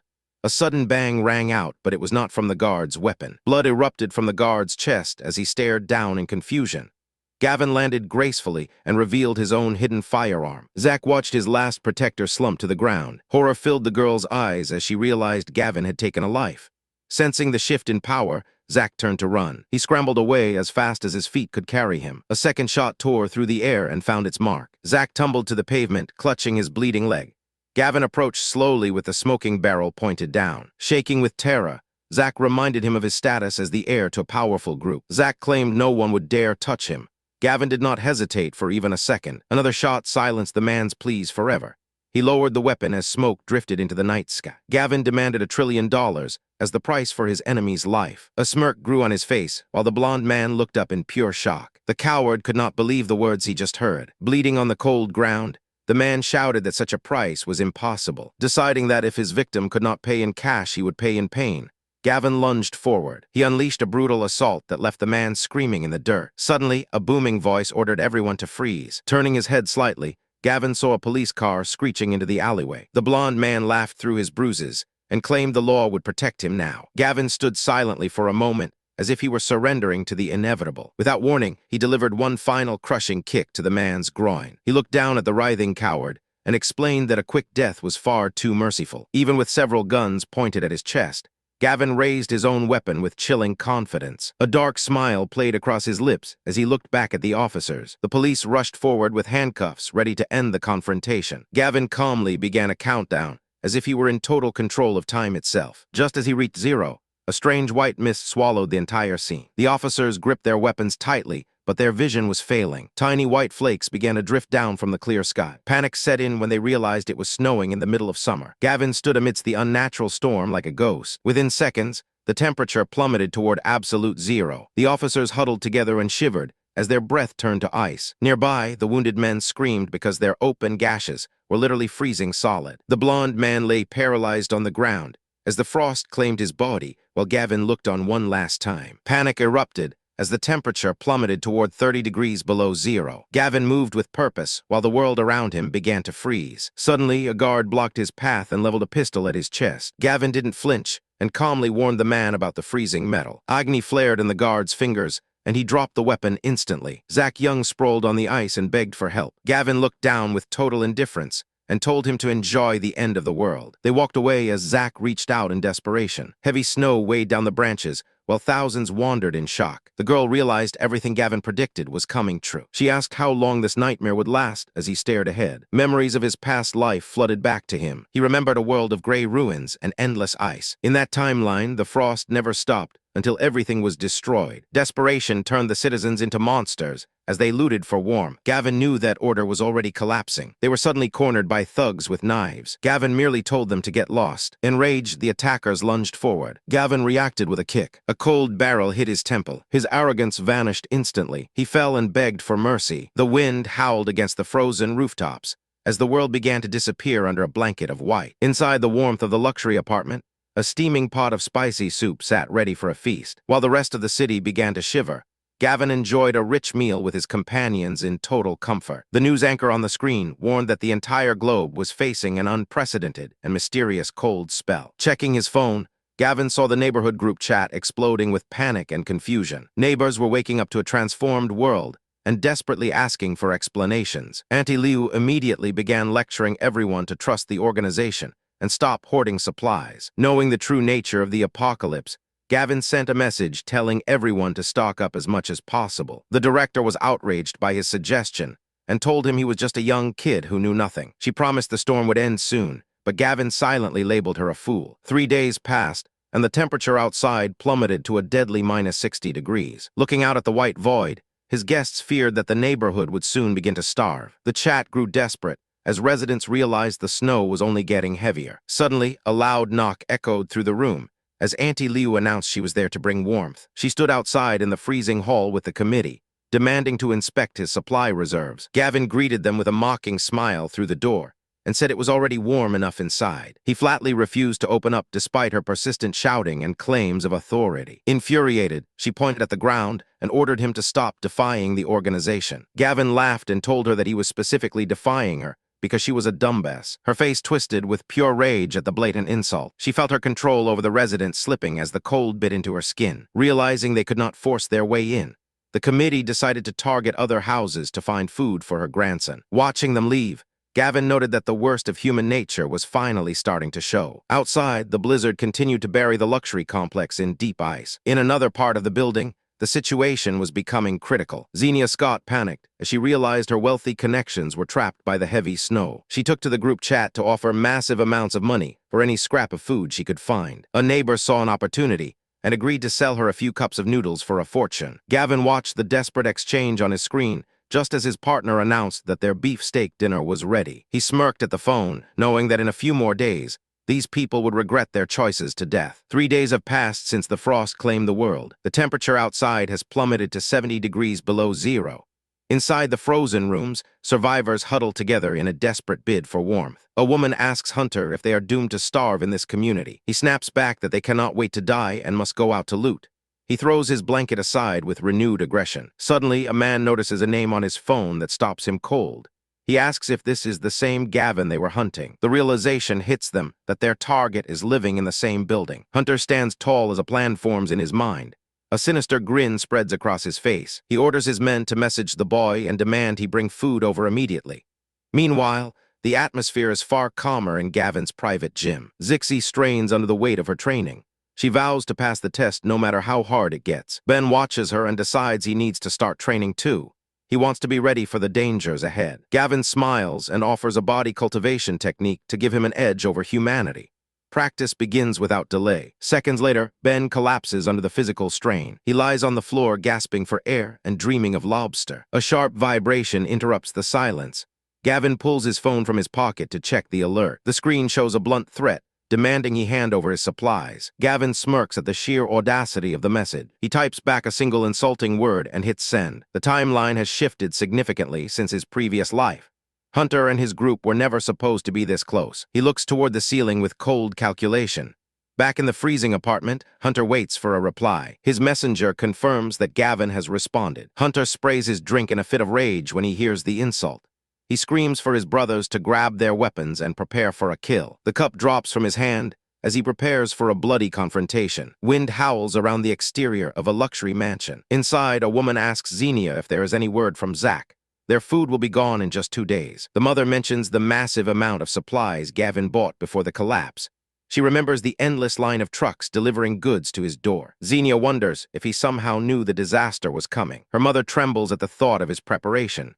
Xenia dismisses the idea and calls him a simple simp. The mother suggests they should not let those supplies go to waste. Xenia smiles because she knows exactly how to manipulate a man like him.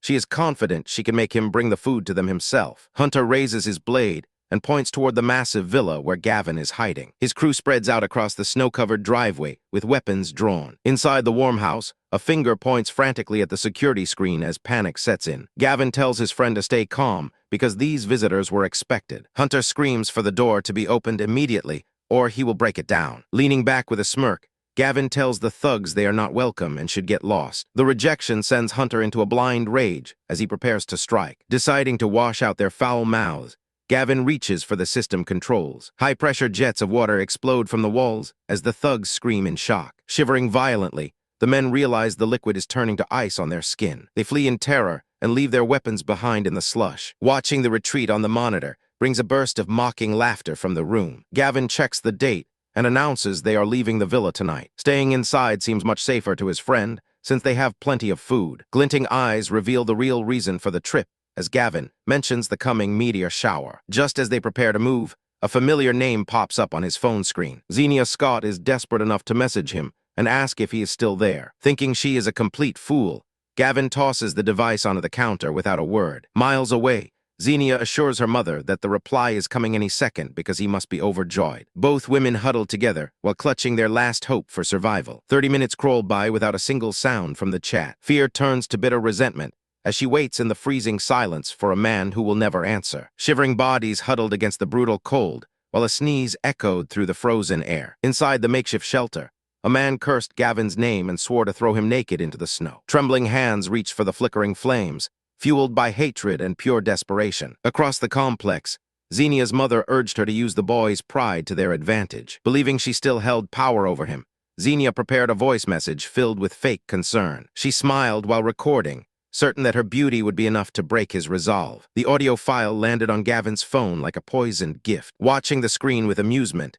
he decided to play along with a mocking reply. He asked if she missed her daddy with a sharp and cold grin. Xenia and her mother shared a smug look before the audio played, turning their triumph into total shock. Rage twisted Xenia's face as she realized her victim was no longer a simp. Hurling her phone in a fit of temper, she ignored the rising chaos in the neighborhood group chat. Auntie Leu was already using her position to demand food from every household in the complex. Darkness fell over the frozen wasteland, signaling the start of a much more dangerous game. Gathering his small group, Gavin told them to bundle up for the extreme weather. His eyes burned with a focus that did not allow for failure. Stepping out into the sub-zero air felt like walking into a wall of ice. He gave the order to dive for the meteors the moment they touched the ground. A megaphone blared nearby, echoing Auntie Leu's demands for community sacrifice. Determined to feed her grandson, she patrolled the streets like a hungry vulture. One of her followers stopped and pointed toward a group moving through the shadows. He shouted to the director that he had spotted the boy. Auntie Leu laughed with a cruel satisfaction because she finally had him cornered. The neighborhood committee blocked Gavin's path with icy stares. Turning back with a cold look, he asked if they had a problem. The old woman accused him of hoarding truckloads of food at his home. Instead of lying, he gave her a mocking smile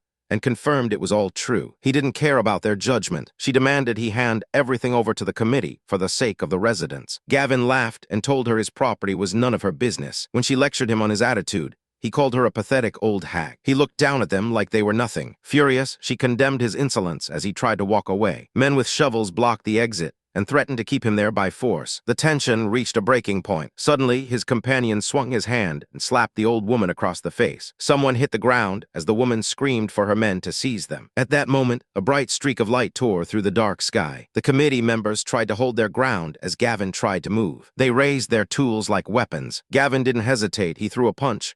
The man fell. The fat man rushed toward the golden glow, thinking his time had come. Unexpectedly, the energy blasted him backward into the snow. Zixi stood frozen as the light surged toward her. Everyone watched in shock as the meteor chose the little girl. Golden flames engulfed her small frame. Her sister rushed over to see if she was still alive. Zixi looked at her hands and realized the power had entered her body. A golden streak of fire tears through the darkened sky. They have to move now before anyone else notices. Behind them, an old woman screams about laws and injuries, but her voice is silenced by a massive rumble. They reach the impact site and stare at the glowing pit while the heat rises around them. He explains that meteors hitting the ground are different because they contain physical items instead of just powers. Inside the crater lies a chunk of red spirit fluid that looks exactly like glowing amber. This substance is incredibly precious in the current world. Consuming it grants the body an incredible resistance to the freezing temperatures. As they walk away, they find people blocking the path with fake injuries. One woman demands food and money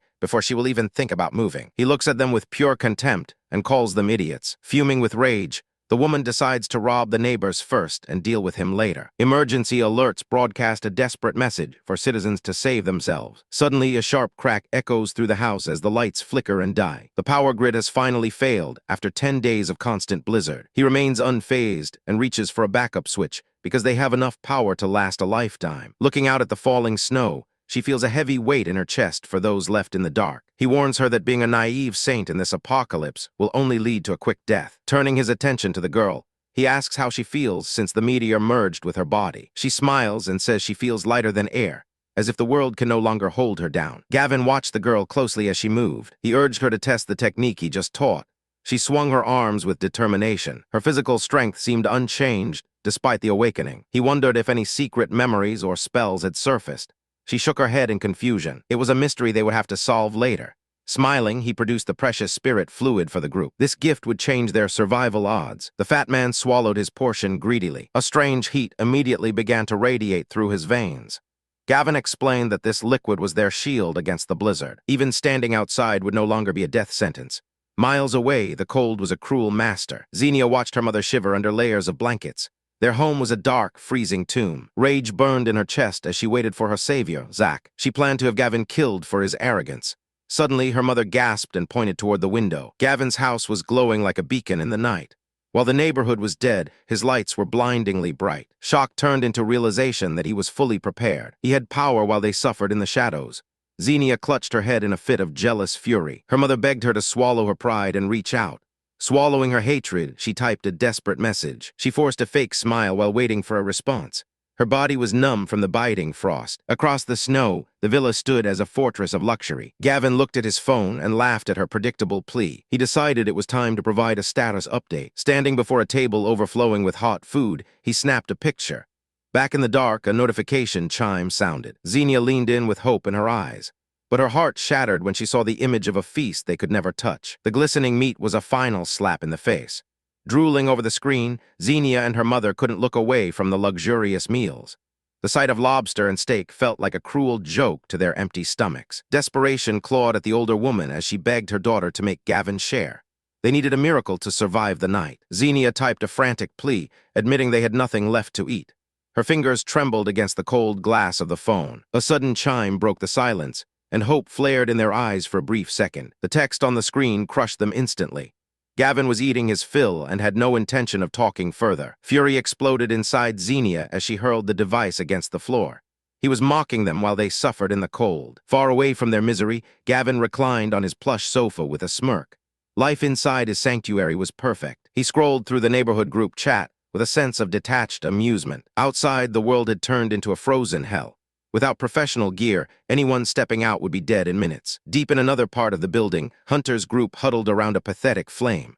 Their supplies were gone, and the fear of starvation was becoming a reality. His companions pleaded for a solution, their faces pale and sunken from hunger. They couldn't just sit there and wait for the end. Standing up abruptly, Hunter rejected the idea of going outside. The cold was a death sentence he wasn't ready to sign. A sinister plan formed in his mind instead. He remembered Auntie Leu and the supplies she had been hoarding from the neighborhood. Inside her apartment, the woman was busy feeding her pampered grandson. The boy demanded every bite for himself with greedy eyes. A mountain of boxes and bottles sat in the corner, a treasure chest in a world of scarcity. She smiled, promising the boy that she wouldn't touch a single morsel of his stash. Violent pounding on the front door shattered the quiet moment. Her heart skipped a beat as panic set in. Hunter stood on the other side with his thugs, gripping a heavy bat. The time for asking was over. Terrified, the woman realized the danger was already inside the hallway. Hunter's voice boomed with a threat to tear the place down. Scrambling in a frenzy, she told the boy to hide the food as fast as possible. She tried to move the heavy boxes, but her strength failed her under the pressure. One powerful kick sent the door flying off its hinges. The predators had found their way. Hunter's eyes lit up at the sight of the hidden hoard. The woman and child could only watch in horror as their survival was ripped away. A cold smile spread across Hunter's face as he gave the order to strip the room bare. Mercy had no place in this frozen wasteland. The neighborhood committee had screamed that taking her things was illegal. The man with the bat just laughed and called her a scammer. He pointed a finger and told her to get out of the way. When she tried to resist, a younger man snatched a box from her arms. She lunged forward to fight for her property. A heavy shove sent her flying backward. Her body hit the floor with a painful thud. Suddenly, her grandson bit down on the looter's arm with everything he had. The man roared in pain and called the kid a brat. A brutal strike sent the boy reeling. The grandmother cried out in pure agony for her grandson. Seeing no more resistance, the leader ordered them to take the furniture for firewood. They cheered and began stripping the house bare. The woman could only watch in despair as they walked out with her life. She clutched the injured boy while the monsters laughed.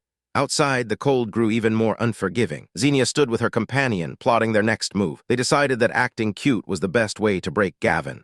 Inside his warm home, Gavin looked a message saying she missed him. He sent back a short response. Xenia saw the word okay and celebrated their victory. She believed he was still a pathetic simp who would obey her every whim. They hurried to his massive front door and demanded entry. A voice from inside asked who was bothering him. Gavin sat comfortably on his couch playing video games. Xenia announced her name with a fake, sweet smile. He asked what she could possibly want at this hour. Shivering in the snow, she begged him to let her in before she froze. Gavin coldly questioned why he should ever open his door for her. She reminded him that he had agreed to a visit over text. Her teeth chattered as the realization of his tone set in. He told her to look at the message more carefully. Gavin leaned back and enjoyed the silence of his sanctuary. Xenia pulled out her phone with trembling hands. The full text finally appeared on the screen.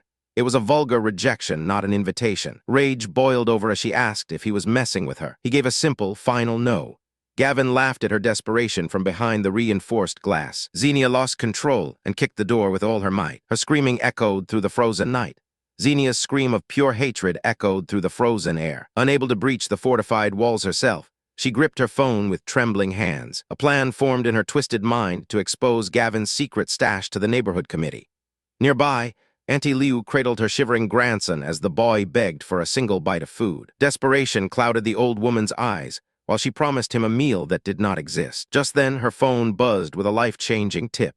Xenia's voice hissed through the speaker about Gavin's hidden mountain of supplies. This was the spark Auntie Leu needed to ignite a fire of righteous fury. She was ready to teach that selfish brat a lesson he would never forget.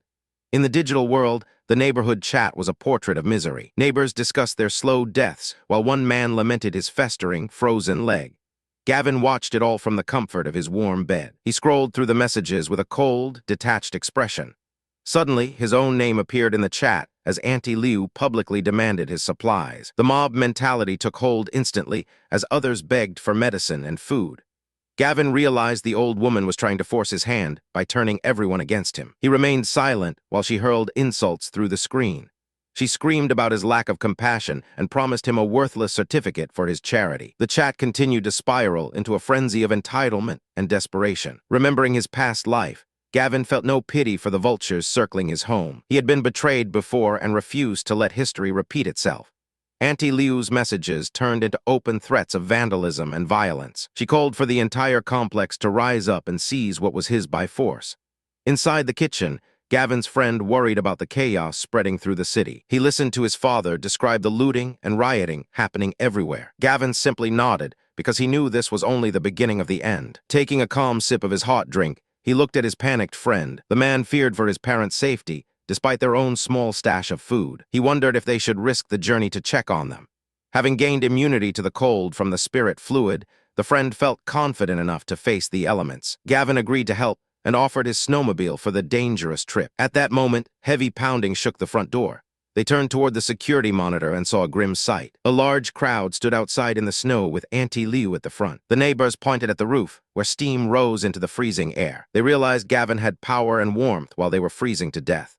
Auntie Leu smiled with a terrifying greed because she believed their salvation was finally within reach. Gavin smiles coldly because he knows exactly what these vultures want. Standing in the freezing snow, a furious woman demands he hand over his supplies for centralized distribution. Watching the monitor, Gavin crosses his arms in total amusement. The self-proclaimed director screams at the building, ordering him to open the gate or face the consequences. Gavin simply laughs and tells them to come in themselves if they are so capable. The woman signals for a professional locksmith to step forward. Greedy thoughts of warmth and hot meals fill the minds of the shivering mob. Working frantically, the locksmith struggles with the complex mechanism. He realizes this is no ordinary lock, but a multi-layered system comparable to a bank vault. Gavin watches the struggle with absolute confidence. Growing impatient, the woman orders the man to try one more time. Gavin signals Yahello to flip the main power switch. High-voltage electricity surges through the metal door instantly. The locksmith collapses to the ground with a heavy thud. Furious at the failure, the crowd brings out a heavy wooden beam to use as a ram. The woman screams for them to break the door down. She puts all her desperate rage into the command. A massive boom echoes as they strike the reinforced out. Inside, Gavin and Yahello watch the pathetic display on the security screen. He finds their lack of shame truly disgusting during the end of the world. One by one, the men outside fall to their knees in the deep snow. They are completely drained and unable to leave a single scratch on the special alloy. Seeing their weakness, Gavin decides it is finally time to give them something truly nasty. He pressed the button with a malicious grin. Outside, the mob struggled to break down his door with a massive log. They refused to give up until a sudden splash hit them. A disgusting brown liquid erupted from above. It covered them completely. Screams of confusion filled the frozen air. No one knew what was happening. The realization hit them like a physical blow. This was not just water. The stench was unbearable. They were soaked in filth and freezing to death. Gavin watched the chaos from his monitor and laughed at their misery. He taunted them through the speakers. Defeated and humiliated, the group scrambled away into the snow. They blamed their leader for this disaster. Word of the failure reached a different group huddling around a small fire. They realized Gavin was more prepared than they ever imagined. Such a waste of resources meant he had plenty of supplies. Greed flickered in their eyes. Hunter glared at the flames with pure hatred. He promised to take the kid down because of their history. The news of the defeat spread to a luxurious but freezing villa. Xenia stood tall while her mother shivered uncontrollably. Desperate for help, she called her last hope. The man on the other end only yelled at her. He was struggling to survive himself. The line went dead. Her mother begged for a miracle. Xenia suggested they go out and find food themselves. The older woman recoiled in terror. Dying in the cold was a certainty. She insisted that Xenia should go back to begging Gavin. It was their only chance. Xenia could only stare back in silence. Snow piles high on the luxury rooftops as the cold bites Hoard. Gavin watches his screen with a bored expression as a message of fake regret flashes. Seeing an opportunity for revenge, he decides to play along with a cruel sense of humor. His thumb hovers over the device while he waits for a desperate response. Inside the freezing cold, Xenia stares at her screen with pure hatred. She trembles with fury at the humiliating demand he sent. Her aunt begs her to just give in for the sake of survival. Dignity means nothing when the alternative is freezing to death in the snow. Swallowing her pride, Xenia sends the message and hopes for a miracle. The older woman gasps in relief as a reply finally pings back. Their hope dies instantly when they read his mocking refusal. He has no intention of letting them inside his warm sanctuary. Xenia screams her lungs out into the empty air. Farther away, Hunter gathers his men for a final assault. They are done waiting for Gavin to open the door peacefully. The group moves through the heavy drifts with murder in their eyes. Inside the villa, the monitor shows the approaching threat in high definition. Gavin watches them come with a dark, confident smile. Hunter points a finger at the camera and demands entry one last time. Sipping his hot drink, Gavin mocks their stupidity. The thugs pile dry wood against the reinforced entrance. Thick liquid drenches the logs in seconds. Gavin assures his panicked friend the walls are fireproof. Hunter tosses the lighter with a triumphant grin. A spark catches the fuel and begins to grow. Intense heat radiates as the fire roars to life. Thick smoke begins to rise into the frozen air. The fire had been a total waste of time. These invaders realized the house was made of fireproof materials. Not a single mark remained on the villa walls. One man looked at his own flames with pure frustration. His power felt useless against such a fortress. Hunter snapped at his men to stop standing around. He ordered them to bring the impact drill immediately. They would force their way in through a hole. A blue-haired lackey stepped forward with a massive tool. He was eager to prove his worth to the group. The machine roared to life against the side of the building. Hunter watched with a cruel grin. He imagined exactly how he would deal with the kid inside once they broke through. Inside the warm villa, his sister panicked at the sound of the grinding metal. Gavin simply sipped his tea with a calm smile. He told her they could not get in and declared it was finally hunting time. Yahello stood ready for the lesson they were about to teach. He was tired of these bastards bothering them. Gripping the bow, Gavin felt the weight of the weapon. This was his first time using it in a real fight. He wondered just how much damage it could do at such a short range. His mind drifted to the future of the ice apocalypse. Firearms would eventually become useless against supernatural threats. Bows were a much more reliable choice for the world to come. Back outside, the drilling sound changed to a harsh screech. Sparks flew as the tip hit something much harder than concrete. The blue-haired man pulled back in confusion. Something was very wrong with the wall. He pointed out a strange layer hidden beneath the surface. Hunter stepped closer to inspect the obstruction himself. Rage boiled in his chest when he saw the truth. The kid had actually reinforced the entire house with thick steel plates. Hunter realized it was impossible to break through. Just as he opened his mouth to curse, a sharp whistle cut through the air. An arrow streaked past his head with deadly intent. The blue-haired lackey screamed as a shaft pierced his body. More arrows rained down from the upper windows. The group was caught in a deadly crossfire with nowhere to hide. Desperation took over as Hunter yelled for everyone to take cover. He realized they were being picked off like sitting ducks. He screamed the name of Gavin Walsh into the frozen air. He swore he would take his life or lose his own name trying. Pain flared in his leg as another arrow found its mark. He jumped back in agony while his men scrambled to escape the kill zone. Limping through the deep snow, the invaders beat a pathetic retreat. They left behind a trail of blood as a reminder of their failure. The cowards who survived the initial volley scrambled away into the white abyss. Gavin watched the 3 injured men writhing on the ground while the snow began to cover their bodies. His companion wondered if they should finish the job right then and there. Desperate pleas filled the air as the wounded men blamed their leader for the failed ambush. Turning his back on the carnage, Gavin decided it was time to head back inside. His friend couldn't understand why these enemies were being spared after trying to kill them. Gavin simply smiled and noted that Hunter would never return for dead weight. In this freezing wasteland, they would be frozen solid in minutes, and their deaths would rot Hunter's remaining crew from the inside. The two walked toward the safety of the villa, while the dying men watched their only hope of mercy disappear. Panic finally set in, as the cold began to bite deep into their open wounds. One man fumbled for his phone and begged Hunter to come back and save them. A cold beep signaled the end of the call before he could even finish his sentence. Staring at the blank screen, the reality of their situation became clear. Their leader had discarded them like trash. Rage and betrayal boiled over as they cursed the man they once followed. Looking back at the villa, they realized Gavin was their only remaining chance. They screamed at the top of their lungs, promising to be his slaves if he just let them live. Their cries echoed uselessly against the silent, frozen walls of the estate. Miles away, the mood was just as grim in Hunter's hideout. Hunter howled in agony as his subordinates tried to remove an arrow from his shoulder. Watching from the doorway, the women realized Gavin was far more dangerous than they ever imagined. Hunter snapped at them to stop staring and fetch hot water to clean the wound. He lay face down on the sofa, trembling with pain and humiliation. Fearing his growing wrath, the women hurried to follow his orders. Sharon stood in the kitchen as panic set in. Their protector was useless against Gavin. Survival required a new strategy. Despair filled the room as they realized they were trapped without food. Only one place offered safety in this frozen wasteland. Gavin's apartment was their last hope. Their past with him was ugly. Still, Sharon believed an apology might save their lives. Outside, the world was buried under a thick white blanket. Gavin and his companion prepped their snowmobiles for a long journey. Checking on parents was the first priority. They did not notice the eyes watching from above. Xenia stared out the window with pure hatred. She watched them speed away across the frozen landscape. Fury boiled over as she tightened her grip. She promised to take everything from him. The engines roared through the 2-meter-deep drifts. Moving through the city was nearly impossible for anyone else. A nearby supermarket caught their eye. They pulled up to the glass entrance. Inside, the silence was heavy. Every single shelf stood completely bare. Desperation had already stripped the store of life. Gavin knew this was the new normal after a month of ice. Shadows moved behind the toppled displays. A man waited with a weapon and murder in his eyes. Gavin explained the reality of the apocalypse to his friend. Sudden movement broke the peace. The attacker lunged from the darkness with a heavy bat. Gavin reacted instantly with a powerful kick.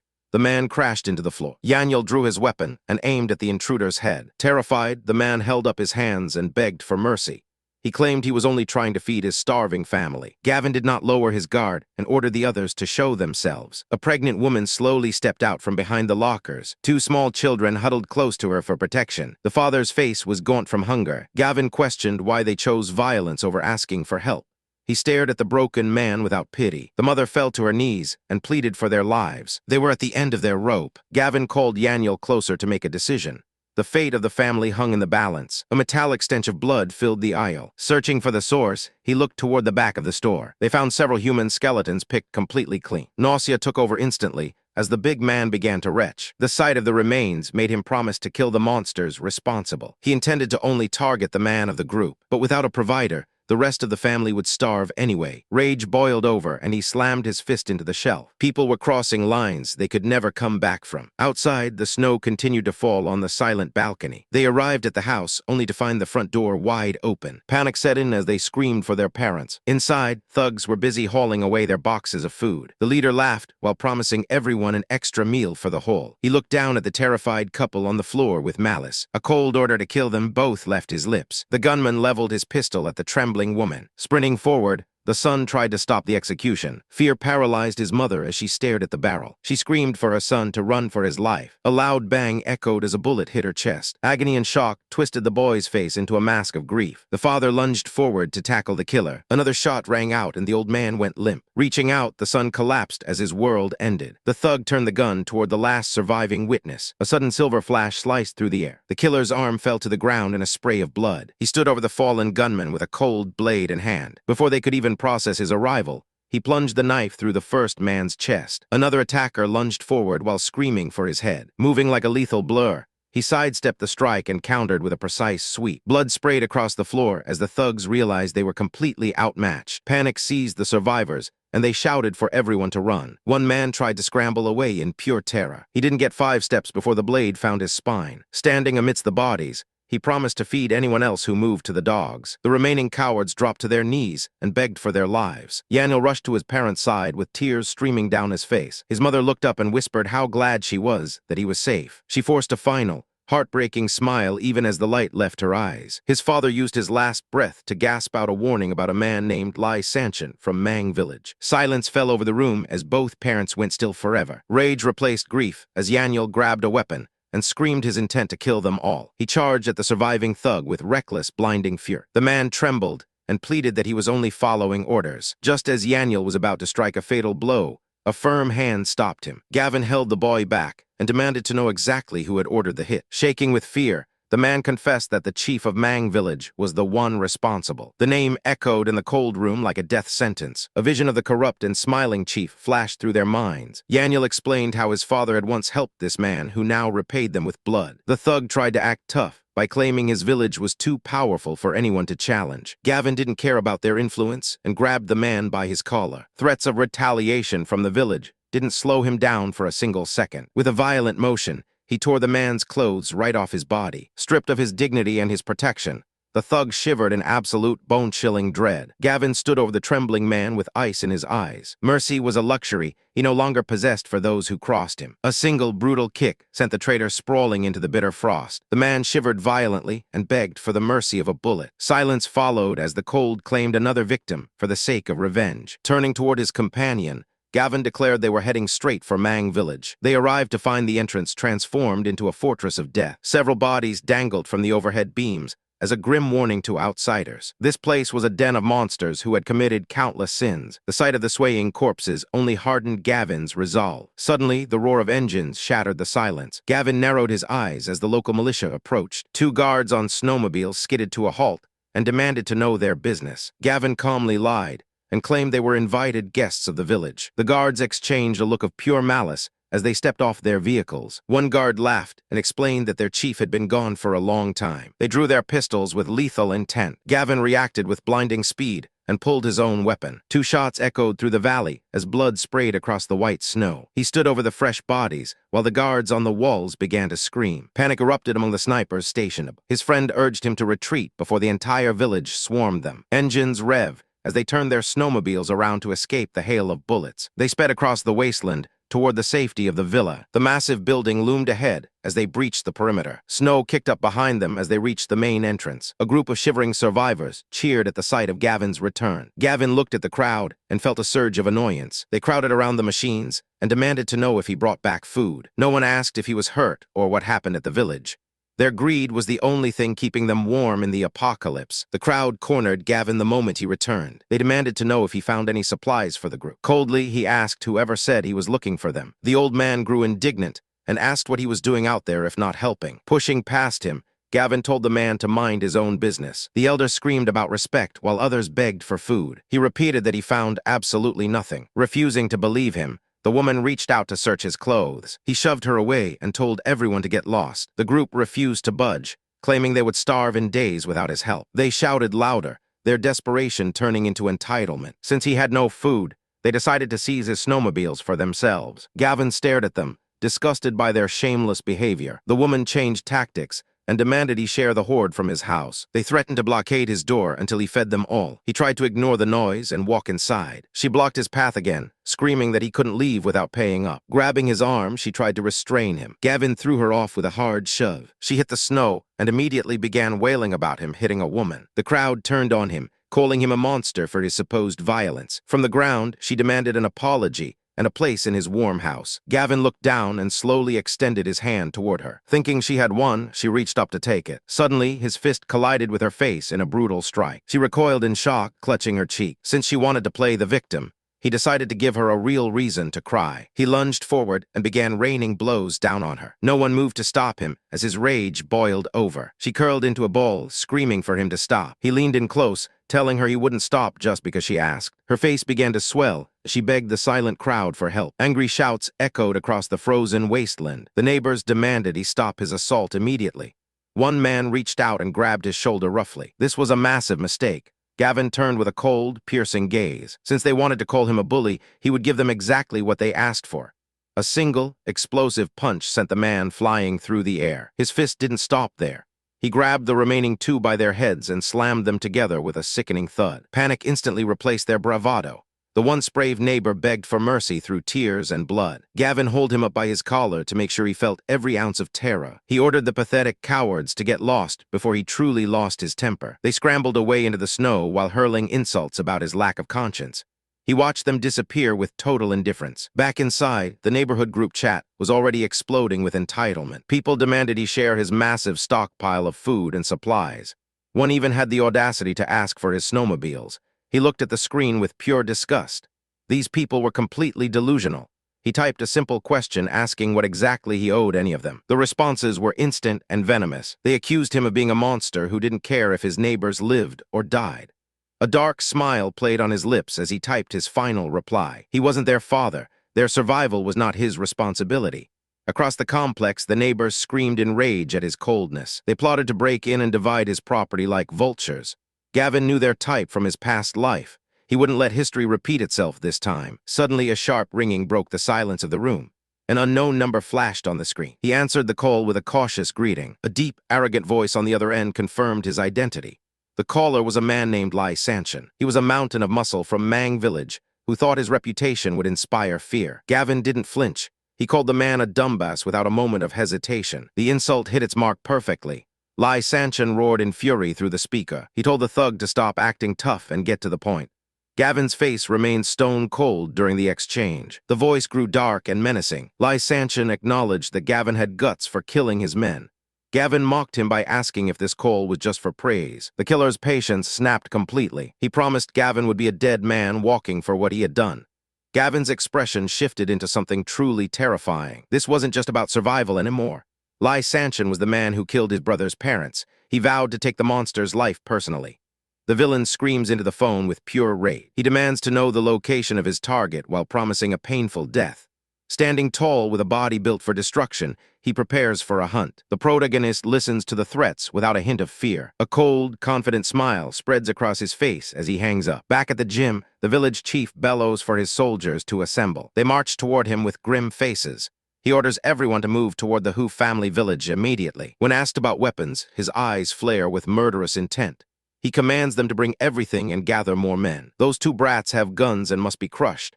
Gavin turns to his companion and announces they are leaving. Yahello looks up in surprise at the sudden change in plans. They are going to raid the lair of their enemy.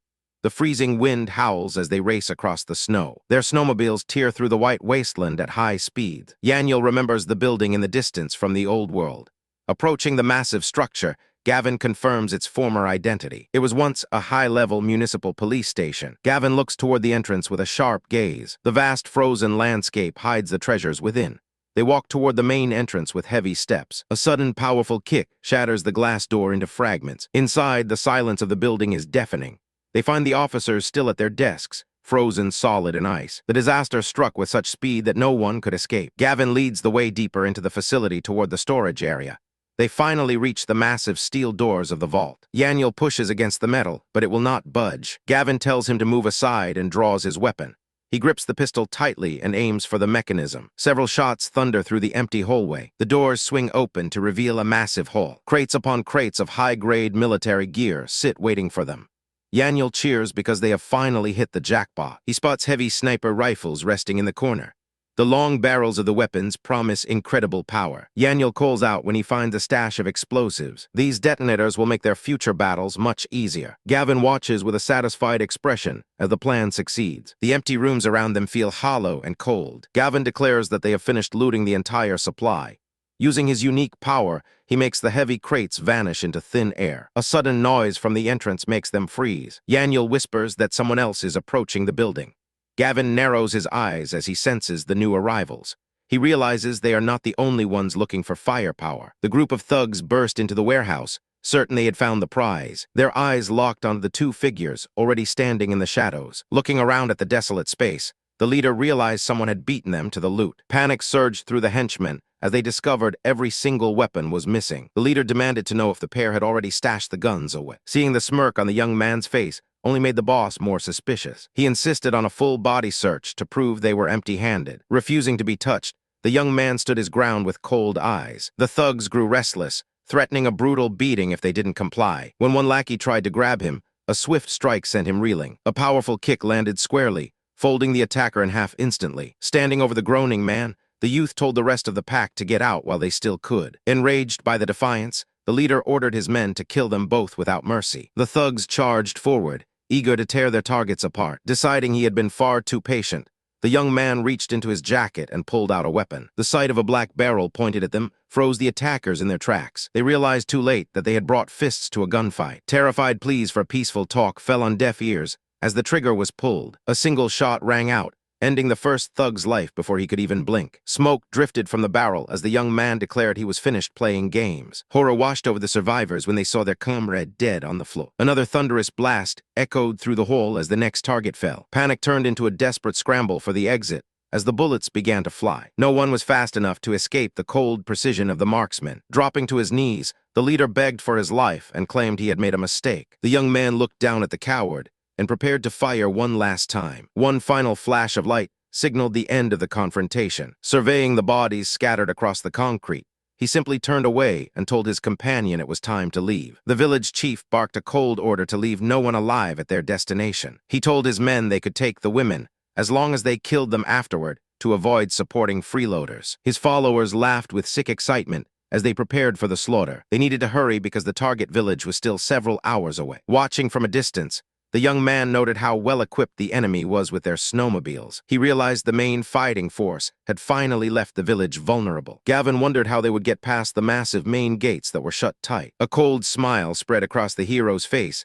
as he pulled out a bundle of dynamite. High above the walls, the sentries spotted a lone vehicle approaching. They struggled to identify the strange object speeding across the snow. Panic set in when they realized the snowmobile had no driver. The red sticks of explosives were strapped right to the front seat. One guard screamed in terror just before the world turned white. A massive blast tore through the entrance and shook the entire base. Survivors scrambled through the smoke while asking who would dare attack them. Two figures suddenly roared into the courtyard on their own machines. The guards realized these were the same two kids they had been hunting earlier. There was no time for them to react as the invaders accelerated. Reaching into his coat, the young man drew a silenced pistol. He squeezed the trigger without missing a beat. Two bullets found their marks in the guards' heads instantly. The attackers did not stop to admire the carnage. More guards rushed out with rifles while shouting threats of death. Another shot rang out, and another body hit the frozen ground. A desperate sentry tried to call for help before a bullet cut his scream short. One survivor clutched his bleeding leg and begged for his life. Standing over him,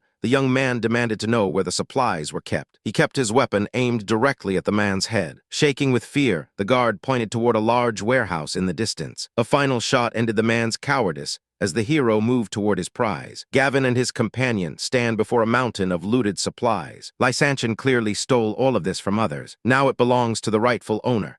Gavin raises his hand and triggers his collection ability. Blue light swirls through the massive warehouse.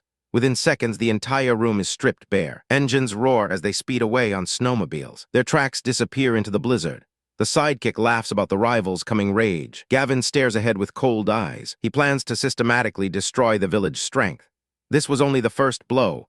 Far away, the village chief and his men dig through the snow. They realize the village they were targeting is empty. Panic sets in as the truth dawns on them. A ringing phone shatters the silence. The chief listens to the report, and his face turns pale. His eyes widen in pure disbelief. Screaming for everyone to turn back, he jumps on his vehicle. They race toward the warehouse at full speed. They arrive to find the entrance smashed open. Cold wind whistles through the empty shelves. The chief stands before the void where their survival depended. His men look on in absolute horror. Fury boils over as he grips his fists. He swears to hunt down the boy responsible. Every resource will be spent to find their location within 3 days. Back at the luxury villa, the atmosphere is calm. Gavin reclines on the sofa and checks his phone. A message from an old classmate appears on the screen. She wants to meet up since they live nearby. He types a blunt rejection instantly. A sudden chime from the doorbell interrupts his peace. He looks up with a sharp, suspicious glare. The security monitor shows two women standing in the snow. Sharon and Jeline have arrived uninvited. They wave at the camera with desperate, fake smiles. Gavin pulls the door open with an expression of pure disgust. Sharon tries to act like this is a friendly visit. He ignores her charm and asks if she is finished staring. Her smile falters as the cold reality hits. He tells them to get lost and slams the door shut. Sharon stands frozen in shock as her last hope disappears. Gavin listened as his former classmates begged for a chance to help one another. He looked at them with a smirk and asked what they could possibly offer him. Desperate for safety, the pink-haired girl promised they would follow any command in any position. They leaned in with forced smiles and claimed they had belonged to him for a long time. Accepting their offer, Gavin declared himself their master and called them his dogs. The girls looked at him from below with a strange mix of fear and excitement. One of them even claimed she loved how cruel he could be. Shivering from the chill, they begged to finally go inside the warm house. Gavin pointed toward the frozen neighborhood and ordered them to find him food instead. Shock washed over her face as the reality of his demand set in. He leaned forward and asked if they had a problem with his first command. Looking at the heavy snow, the girls realized they might freeze to death if they left. Fear gripped the green-haired girl as she stared at the man she once knew. Gavin did not tolerate their hesitation and asked if they dared to disobey him. A sharp crack echoed as his hand connected with her face. She clutched her burning cheek while trembling in the freezing air. Her friend tried to claim he was only joking because the neighborhood was empty. Gavin turned his back and told them to get moving immediately. Another slap landed before she could even finish her sentence. Stunned into silence, she held her face and stared in disbelief. He called them useless trash who were unworthy of being his dogs. A satisfied smile played on his lips as he dismissed them. They turned away and began their walk into the desolate white landscape. Anger boiled inside them as they cursed his name for treating them this way. Realizing their mistake, the pink-haired girl admitted they had underestimated him. Her companion worried that Hunter was already out of food and could not wait much longer. They decided their only choice was to head back to their group first. Fury burned in her eyes as she crossed her arms against the wind. Back inside the building, a tense atmosphere awaited them. Hunter stood in the center of the room and demanded to know where they had been. Looking up at him, the girl claimed they had gone to find Gavin. Hunter reacted with immediate anger at the mention of his rival. She quickly spun a lie, saying they only went there to confront Gavin for hurting Hunter. Her eyes widened as she fabricated the story of their encounter. Hunter demanded to know exactly what Gavin had said to them. She claimed Gavin was arrogant and had slapped them both without provocation. Tears nearly formed as she begged Hunter to stand up for them against the monster. The green-haired girl watched the deception with a look of pure horror. Hunter exploded in rage and declared that he would kill his mortal enemy. He stood up with a sudden, violent motion. Leading the way out, he ignored the questions from the other men behind him. His fist clenched tight as he prepared for a lethal confrontation. Supervisor Ziwei collapsed among the smoking ruins. Screaming about a fatal weakness that never appeared, the elder watched his plans crumble. Everything the family gambled was vanishing into the night. Looking at the blue-horned figure, he demanded to know how his calculations failed so miserably. Deep in a hidden lab, a scientist trembled as his theories turned to ash. Injecting an abnormal flame should have broken the core's balance. It was supposed to be a simple math problem with one standard answer. Instead, the monster stood taller and more terrifying than before. The root of the entire experiment was fundamentally flawed. Realization struck the scientist like a physical blow to the chest. This creature was not entirely a monster. His stable genetic sequence allowed him to cultivate a unique, superior power. Intercepting their telepathy was easy for a mind this evolved. He felt the distant energy of his allies channeling power far below. Underestimating him was their final and most costly mistake. Desperate to survive, the elder grabbed his fallen subordinate. He ordered an immediate retreat from the borders of the country. They needed a replacement arm for the young master at any cost. Memories of 2 lifetimes fueled the protagonist's rising aura. His own version of the sword star began to glow with lethal intent. A massive explosion rocked the entire city block. Dust and debris choked the air as the targets tried to flee. Searching for a new path of evolution, the hero felt his strength reach a new peak. The previous sonic attacks only helped him confirm his success. Moving like a streak of light, he closed the distance instantly. His shadow loomed over the fleeing cowards. The elder thought they had gained enough distance to hide in the shadows. A sudden buzz in the air shattered his fleeting hope. Looking back, his eyes widened at the impossible speed of his pursuer. A beam of pure energy blasted through the street. Blue flames invaded their bodies upon the slightest impact. Agony flared as they realized their internal systems were being hijacked. There was no escape left for those who betrayed humanity. He stood before them like an unstoppable force of nature. The time for their long-awaited end had finally arrived. Back at the facility, the scientist prepared a surgery he would never finish. A violent boom rattled the reinforced walls of the lab. The massive steel door buckled under incredible, inhuman pressure. A terrifying, white-haired monster forced her way into the room. Panic took over as the scientist realized the factory could not hold her. He turned to run, but a bloody hand caught his ankle in a death grip. The injured boy refused to let his only hope for a new arm escape. Fear turned the scientist into a begging, pathetic mess. He promised the monster he would fix the boy right then and there. Sobbing, he pleaded for his life while clutching the synthetic limbs. The monster watched him with cold, glowing eyes that promised death. He scrambled toward the operating table in a frantic daze. The 2 replacement arms were the best the family had ever created. Back on the surface, suicide soldiers formed a desperate wall of fire. They were mere distractions meant to buy a few precious seconds. The elder knew these men were not strong enough to stop the inevitable. He needed to dispel the flames eating him from the inside. A fatal serum was his only remaining option for survival.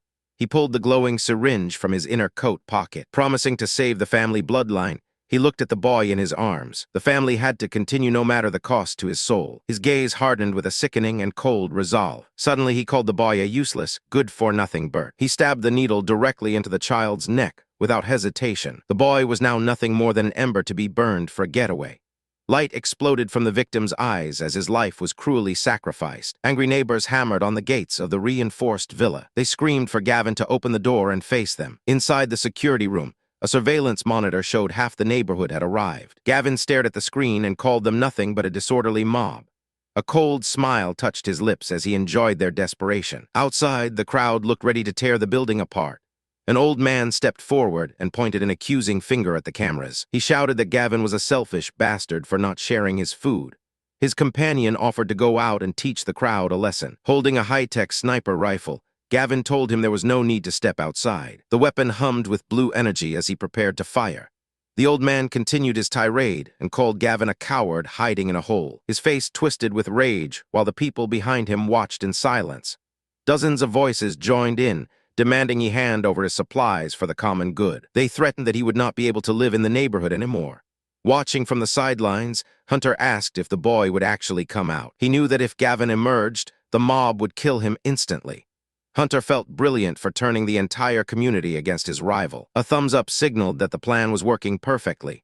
The old man reached a fever pitch and compared Gavin to a heartless beast. He stood his ground with misplaced confidence. A sudden crack echoed through the air, and the man's head erupted in a spray of red. His lifeless body collapsed onto the frozen ground. The crowd recoiled in horror as they wondered how his head had just exploded.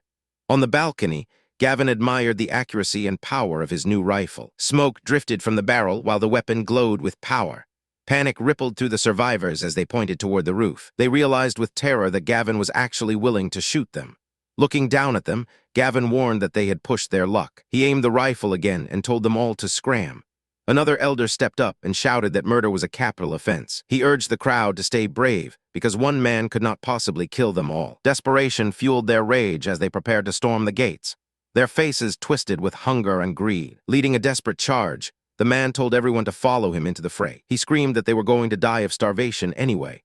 Another shot rang out and silenced him mid-sentence. The crowd broke instantly and fled in pure terror as his body hit the snow. They screamed that the guy was completely insane and actually killing people. Hunter gritted his teeth and wondered where the kid had obtained such heavy firepower. He realized Gavin was going to be much harder to deal with than expected. Sweating from the sudden turn of events, Hunter decided to retreat. He knew he needed a new plan to survive this encounter. Far across the district, a new group of looters arrived at the gates of the Jinbai community. Slamming a shovel into the ground, a man noted that these rich villas must be overflowing with food. His followers looked on with hungry eyes. The leader waved his men forward and told them to follow his lead. Lighting a cigarette, he declared they would search every single house until they found food. The invasion of the sanctuary had only just begun. The freezing wind howled against the silent walls of the mansion. Inside, a grandmother held her shivering grandson close while he wept from the biting pain of hunger. She whispered that she had managed to hide a small secret from the previous raiders. Pulling out a single ear of corn, she offered it with a hopeful, desperate smile. The boy looked at the yellow kernels with pure disgust and demanded meat instead. Desperation lined her face as she explained there was no meat left in this frozen wasteland. Screaming in a selfish rage, the child kicked and threw a fit on the sofa. He pointed a trembling finger and suggested she cut off her own flesh to feed him. Stunned by his cruelty, she tried to reason with him before a thunderous bang shook the front door. The heavy wood splintered open as intruders burst into their sanctuary. Armed men loomed over them and immediately spotted the meager scrap of food. Shoving the corn behind her back, the grandmother trembled as they identified themselves as neighbors from a nearby community. Their leader took a long drag of his cigarette and demanded she hand over the food. A thug lunged forward and snatched the corn from her weak grip. She screamed about the law, but the men only laughed at her outdated morals. Order had vanished, and only strength remained in this new world. Grabbing her by the collar, the man demanded to know where the rest of the supplies were hidden. Another thug hoisted the boy into the air and held a sharp axe to his throat. Fear paralyzed her as she watched her grandson beg for his life in terror. The leader yanked her hair back and forced her to choose between her secrets and the boy. Broken and defeated, she led them to her final hidden stash. A small bag sat on the table, representing every last calorie they possessed. The grandson watched silently while their entire future was weighed by monsters. Disappointed by the small amount, the thug sneered and gripped the bag tightly. They marched out of the room to pillage the next house in the district. Sinking to the floor, the grandmother realized that true chaos had finally arrived. The boy's pride vanished as he sobbed that he would eat anything just to stay alive. A dark, chilling light flickered in her eyes as she looked at her starving kin. She promised him he would survive, no matter what horrific price she had to pay next. Snow covered the luxury estate like a cold shroud. Inside, a group of armed men cornered the terrified residents. They demanded food or blood, with no room for negotiation. The young couple huddled together on the floor while shaking uncontrollably. Their pleas for mercy fell on deaf ears.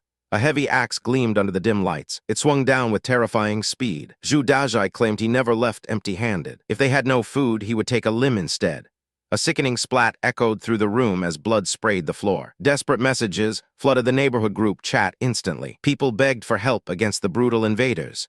News of the migrant workers taking over spread like wildfire. They were strong and organized. After seizing their own community, they had come to hunt in new territory. Tension rose as the local leaders realized the danger. Hunter tried to stand to face the new threat. Suddenly, his body betrayed him with a sharp hiss of pain.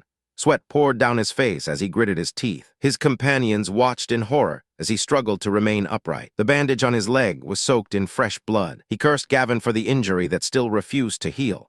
Panic gripped the neighboring villas as the sun stayed hidden behind the clouds. Xenia listened to the reports of door-to-door robberies with growing dread. One ruthless group was bad enough, but now another had arrived. Her mother looked on with wide, fearful eyes. They considered calling for Zach, but he was trapped in his own mess. Fear made Xenia's voice tremble as she asked for a plan. Her mother suggested hiding immediately. However, there was nowhere left to run in this frozen hell. Terror etched deep lines into the older woman's face. Xenia decided to send one last message to Gavin for help. She hurried toward the bedroom with her phone clutched tight. The light of a single window cut through the winter gloom. Gavin's companion asked if they should eliminate the intruders now. They were bound to cause trouble eventually. Gavin just smiled with cold confidence. He saw no reason to rush into the chaos. Gavin stares at a notification from Xenia. Curiosity turns to caution as he wonders what she wants this time. A scandalous photo appears on his screen showing her in bed. She asks if he likes what he sees. Smirking, he types back that he does. Xenia blushes with triumph and believes she finally has him under her control. This trap seems to be working perfectly. Gavin comments that good things should be shared with the entire neighborhood. Confusion washes over her face. Moving with cold precision, he taps a button on his device. The private photo is sent directly to the homeowner's group chat. Her mother bursts into the room screaming about the post. Neighbors react instantly with mockery and insults. The chat fills with cruel comments while she screams in horror. Gavin asks if she finally wants her dignity back. Screaming in a blind rage, she vows to never speak to him again. He sips his drink with total indifference. This victory is exactly what he desired. Silence falls as the weight of their mistake sinks in. Her mother realizes they completely underestimated his ruthlessness. Suddenly, heavy pounding shakes the building. Robbers from a nearby community have arrived to scavenge. Men armed with axes demand they open the door. Their leader stares up with cold eyes. Terror grips the women as they realize the danger. Xenia stands up and prepares to face the threat. The thugs outside lose their remaining patience. A final command is given to smash the door down. A click echoed through the hall as the door swung open. Xenia stood there with a bright, welcoming smile. The blonde worker couldn't help but notice how attractive she was. Leader Zhu crossed his arms and asked if she was really not afraid of them. Playing the victim, she claimed they were only forced by the world to act this way. Zhu liked the sound of that and decided to head inside. He marched into the apartment with his men following close behind. The heavy thud of boots filled the entryway. Inside, the atmosphere shifted instantly as the door closed. Xenia offered Zhu a warm cup of tea to soften him up. One of the workers returned from the kitchen with nothing but a single pack of noodles. Seeing the lack of supplies, Zhu announced their brutal rule of taking an arm when food was scarce. He looked down at her with cold, unyielding eyes. Desperate, she claimed her boyfriend was the powerful Zach Young from the vast dragon group. The mention of the corporation made the leader pause. Xenia smiled, thinking she had found her shield, but Zhu revealed that he and his men were the very workers Zach had discarded. He grabbed her arm with a sudden, violent force. Panic surged as she realized her lie had backfired. Zhu gave her a choice between losing a limb or becoming his woman. Her mother rushed forward, screaming that her daughter was a prestigious student. A heavy blow sent the older woman crashing to the floor. She clutched her face in agony as the wood groaned beneath her. Zhu loomed over her, enraged by her perceived elitism. Xenia trembled and tried to pacify him with more empty praise. She called him a hero and claimed to have fallen for him instantly. He laughed and pulled her toward the bedroom. The mother watched in horror as her daughter was led away. She stayed frozen on the ground, shaking with terror. Suddenly, the remaining men turned their eyes toward her. Their cruel laughter filled the room as they closed in. The men dragged the screaming woman toward the room like she was nothing but a prize. She pleaded for them to let her go, but her cries only fueled their cruelty. Inside the quiet room nearby, a different kind of transaction had just finished. Zhu Dazhai lit a cigarette while Xenia complained that her body was falling apart from his intensity. He promised she would live a good life as long as she stayed by his side. Looking for more than just empty promises, she asked how many supplies he actually had. He admitted their current haul was pathetic compared to other communities. A sharp glint entered her eyes as she told him he simply had not robbed the right person yet. He leaned in, curious to hear who held the real treasure. She revealed that a man named Gavin in the Jinbai community was sitting on a mountain of food. The mention of a snowmobile made his pulse quicken with greed. Smiling like a demon,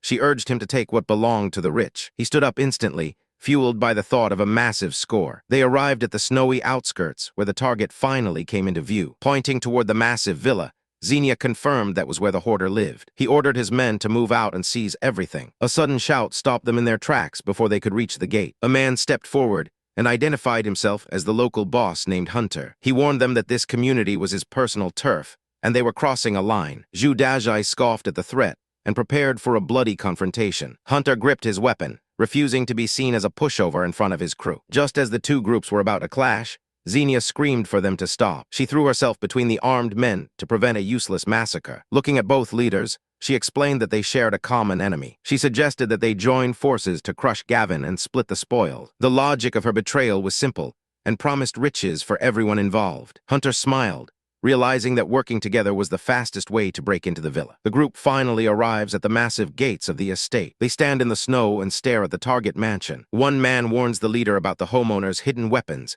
and their previous losses. Zhu Dazhai sneers and calls his subordinate a useless coward. The insulted man shouts back in a fit of rage. Looking up at the balcony, the boss laughs at the idea of being scared of a mere student. Inside the security room, Gavin watches the intruders on the high-definition monitor. He decides these men will be perfect live targets for shooting practice. 3 black handguns sit ready on the table. Gavin tells his companions to pick up their weapons immediately. Zixi feels a dark surge of excitement while holding the heavy metal. Kai Kui trembles and asks if they are truly prepared to kill. Gavin looks at her with cold eyes and reminds her that the old world is gone. She takes a deep breath and accepts her new reality. Outside, the community boss screams for Gavin to open the door. He stands right in front of the entrance like a fool. Yahello leads the group forward to hunt the sitting ducks. The thugs look around and wonder why there is no answer. One man loses his patience and charges forward. He kicks the door with all his might. A sickening crack echoes as his foot hits the reinforced metal. He collapses in agony while clutching his shattered toes. The thugs realize the door is much stronger than they expected. Just as they prepare to pry it open, the lock clicks. Zhu Dazhai smirks because he thinks the boy inside has finally surrendered to his reputation. Yahello steps into the doorway with a calm expression. The invaders immediately start hooting at the sight of the women behind him. From the shadows, another resident watches with pure hatred for the intruders. The leader demands to know if he is speaking to Gavin. Yahello shakes his head and clarifies his identity. He is simply the man sent to deal with the trash.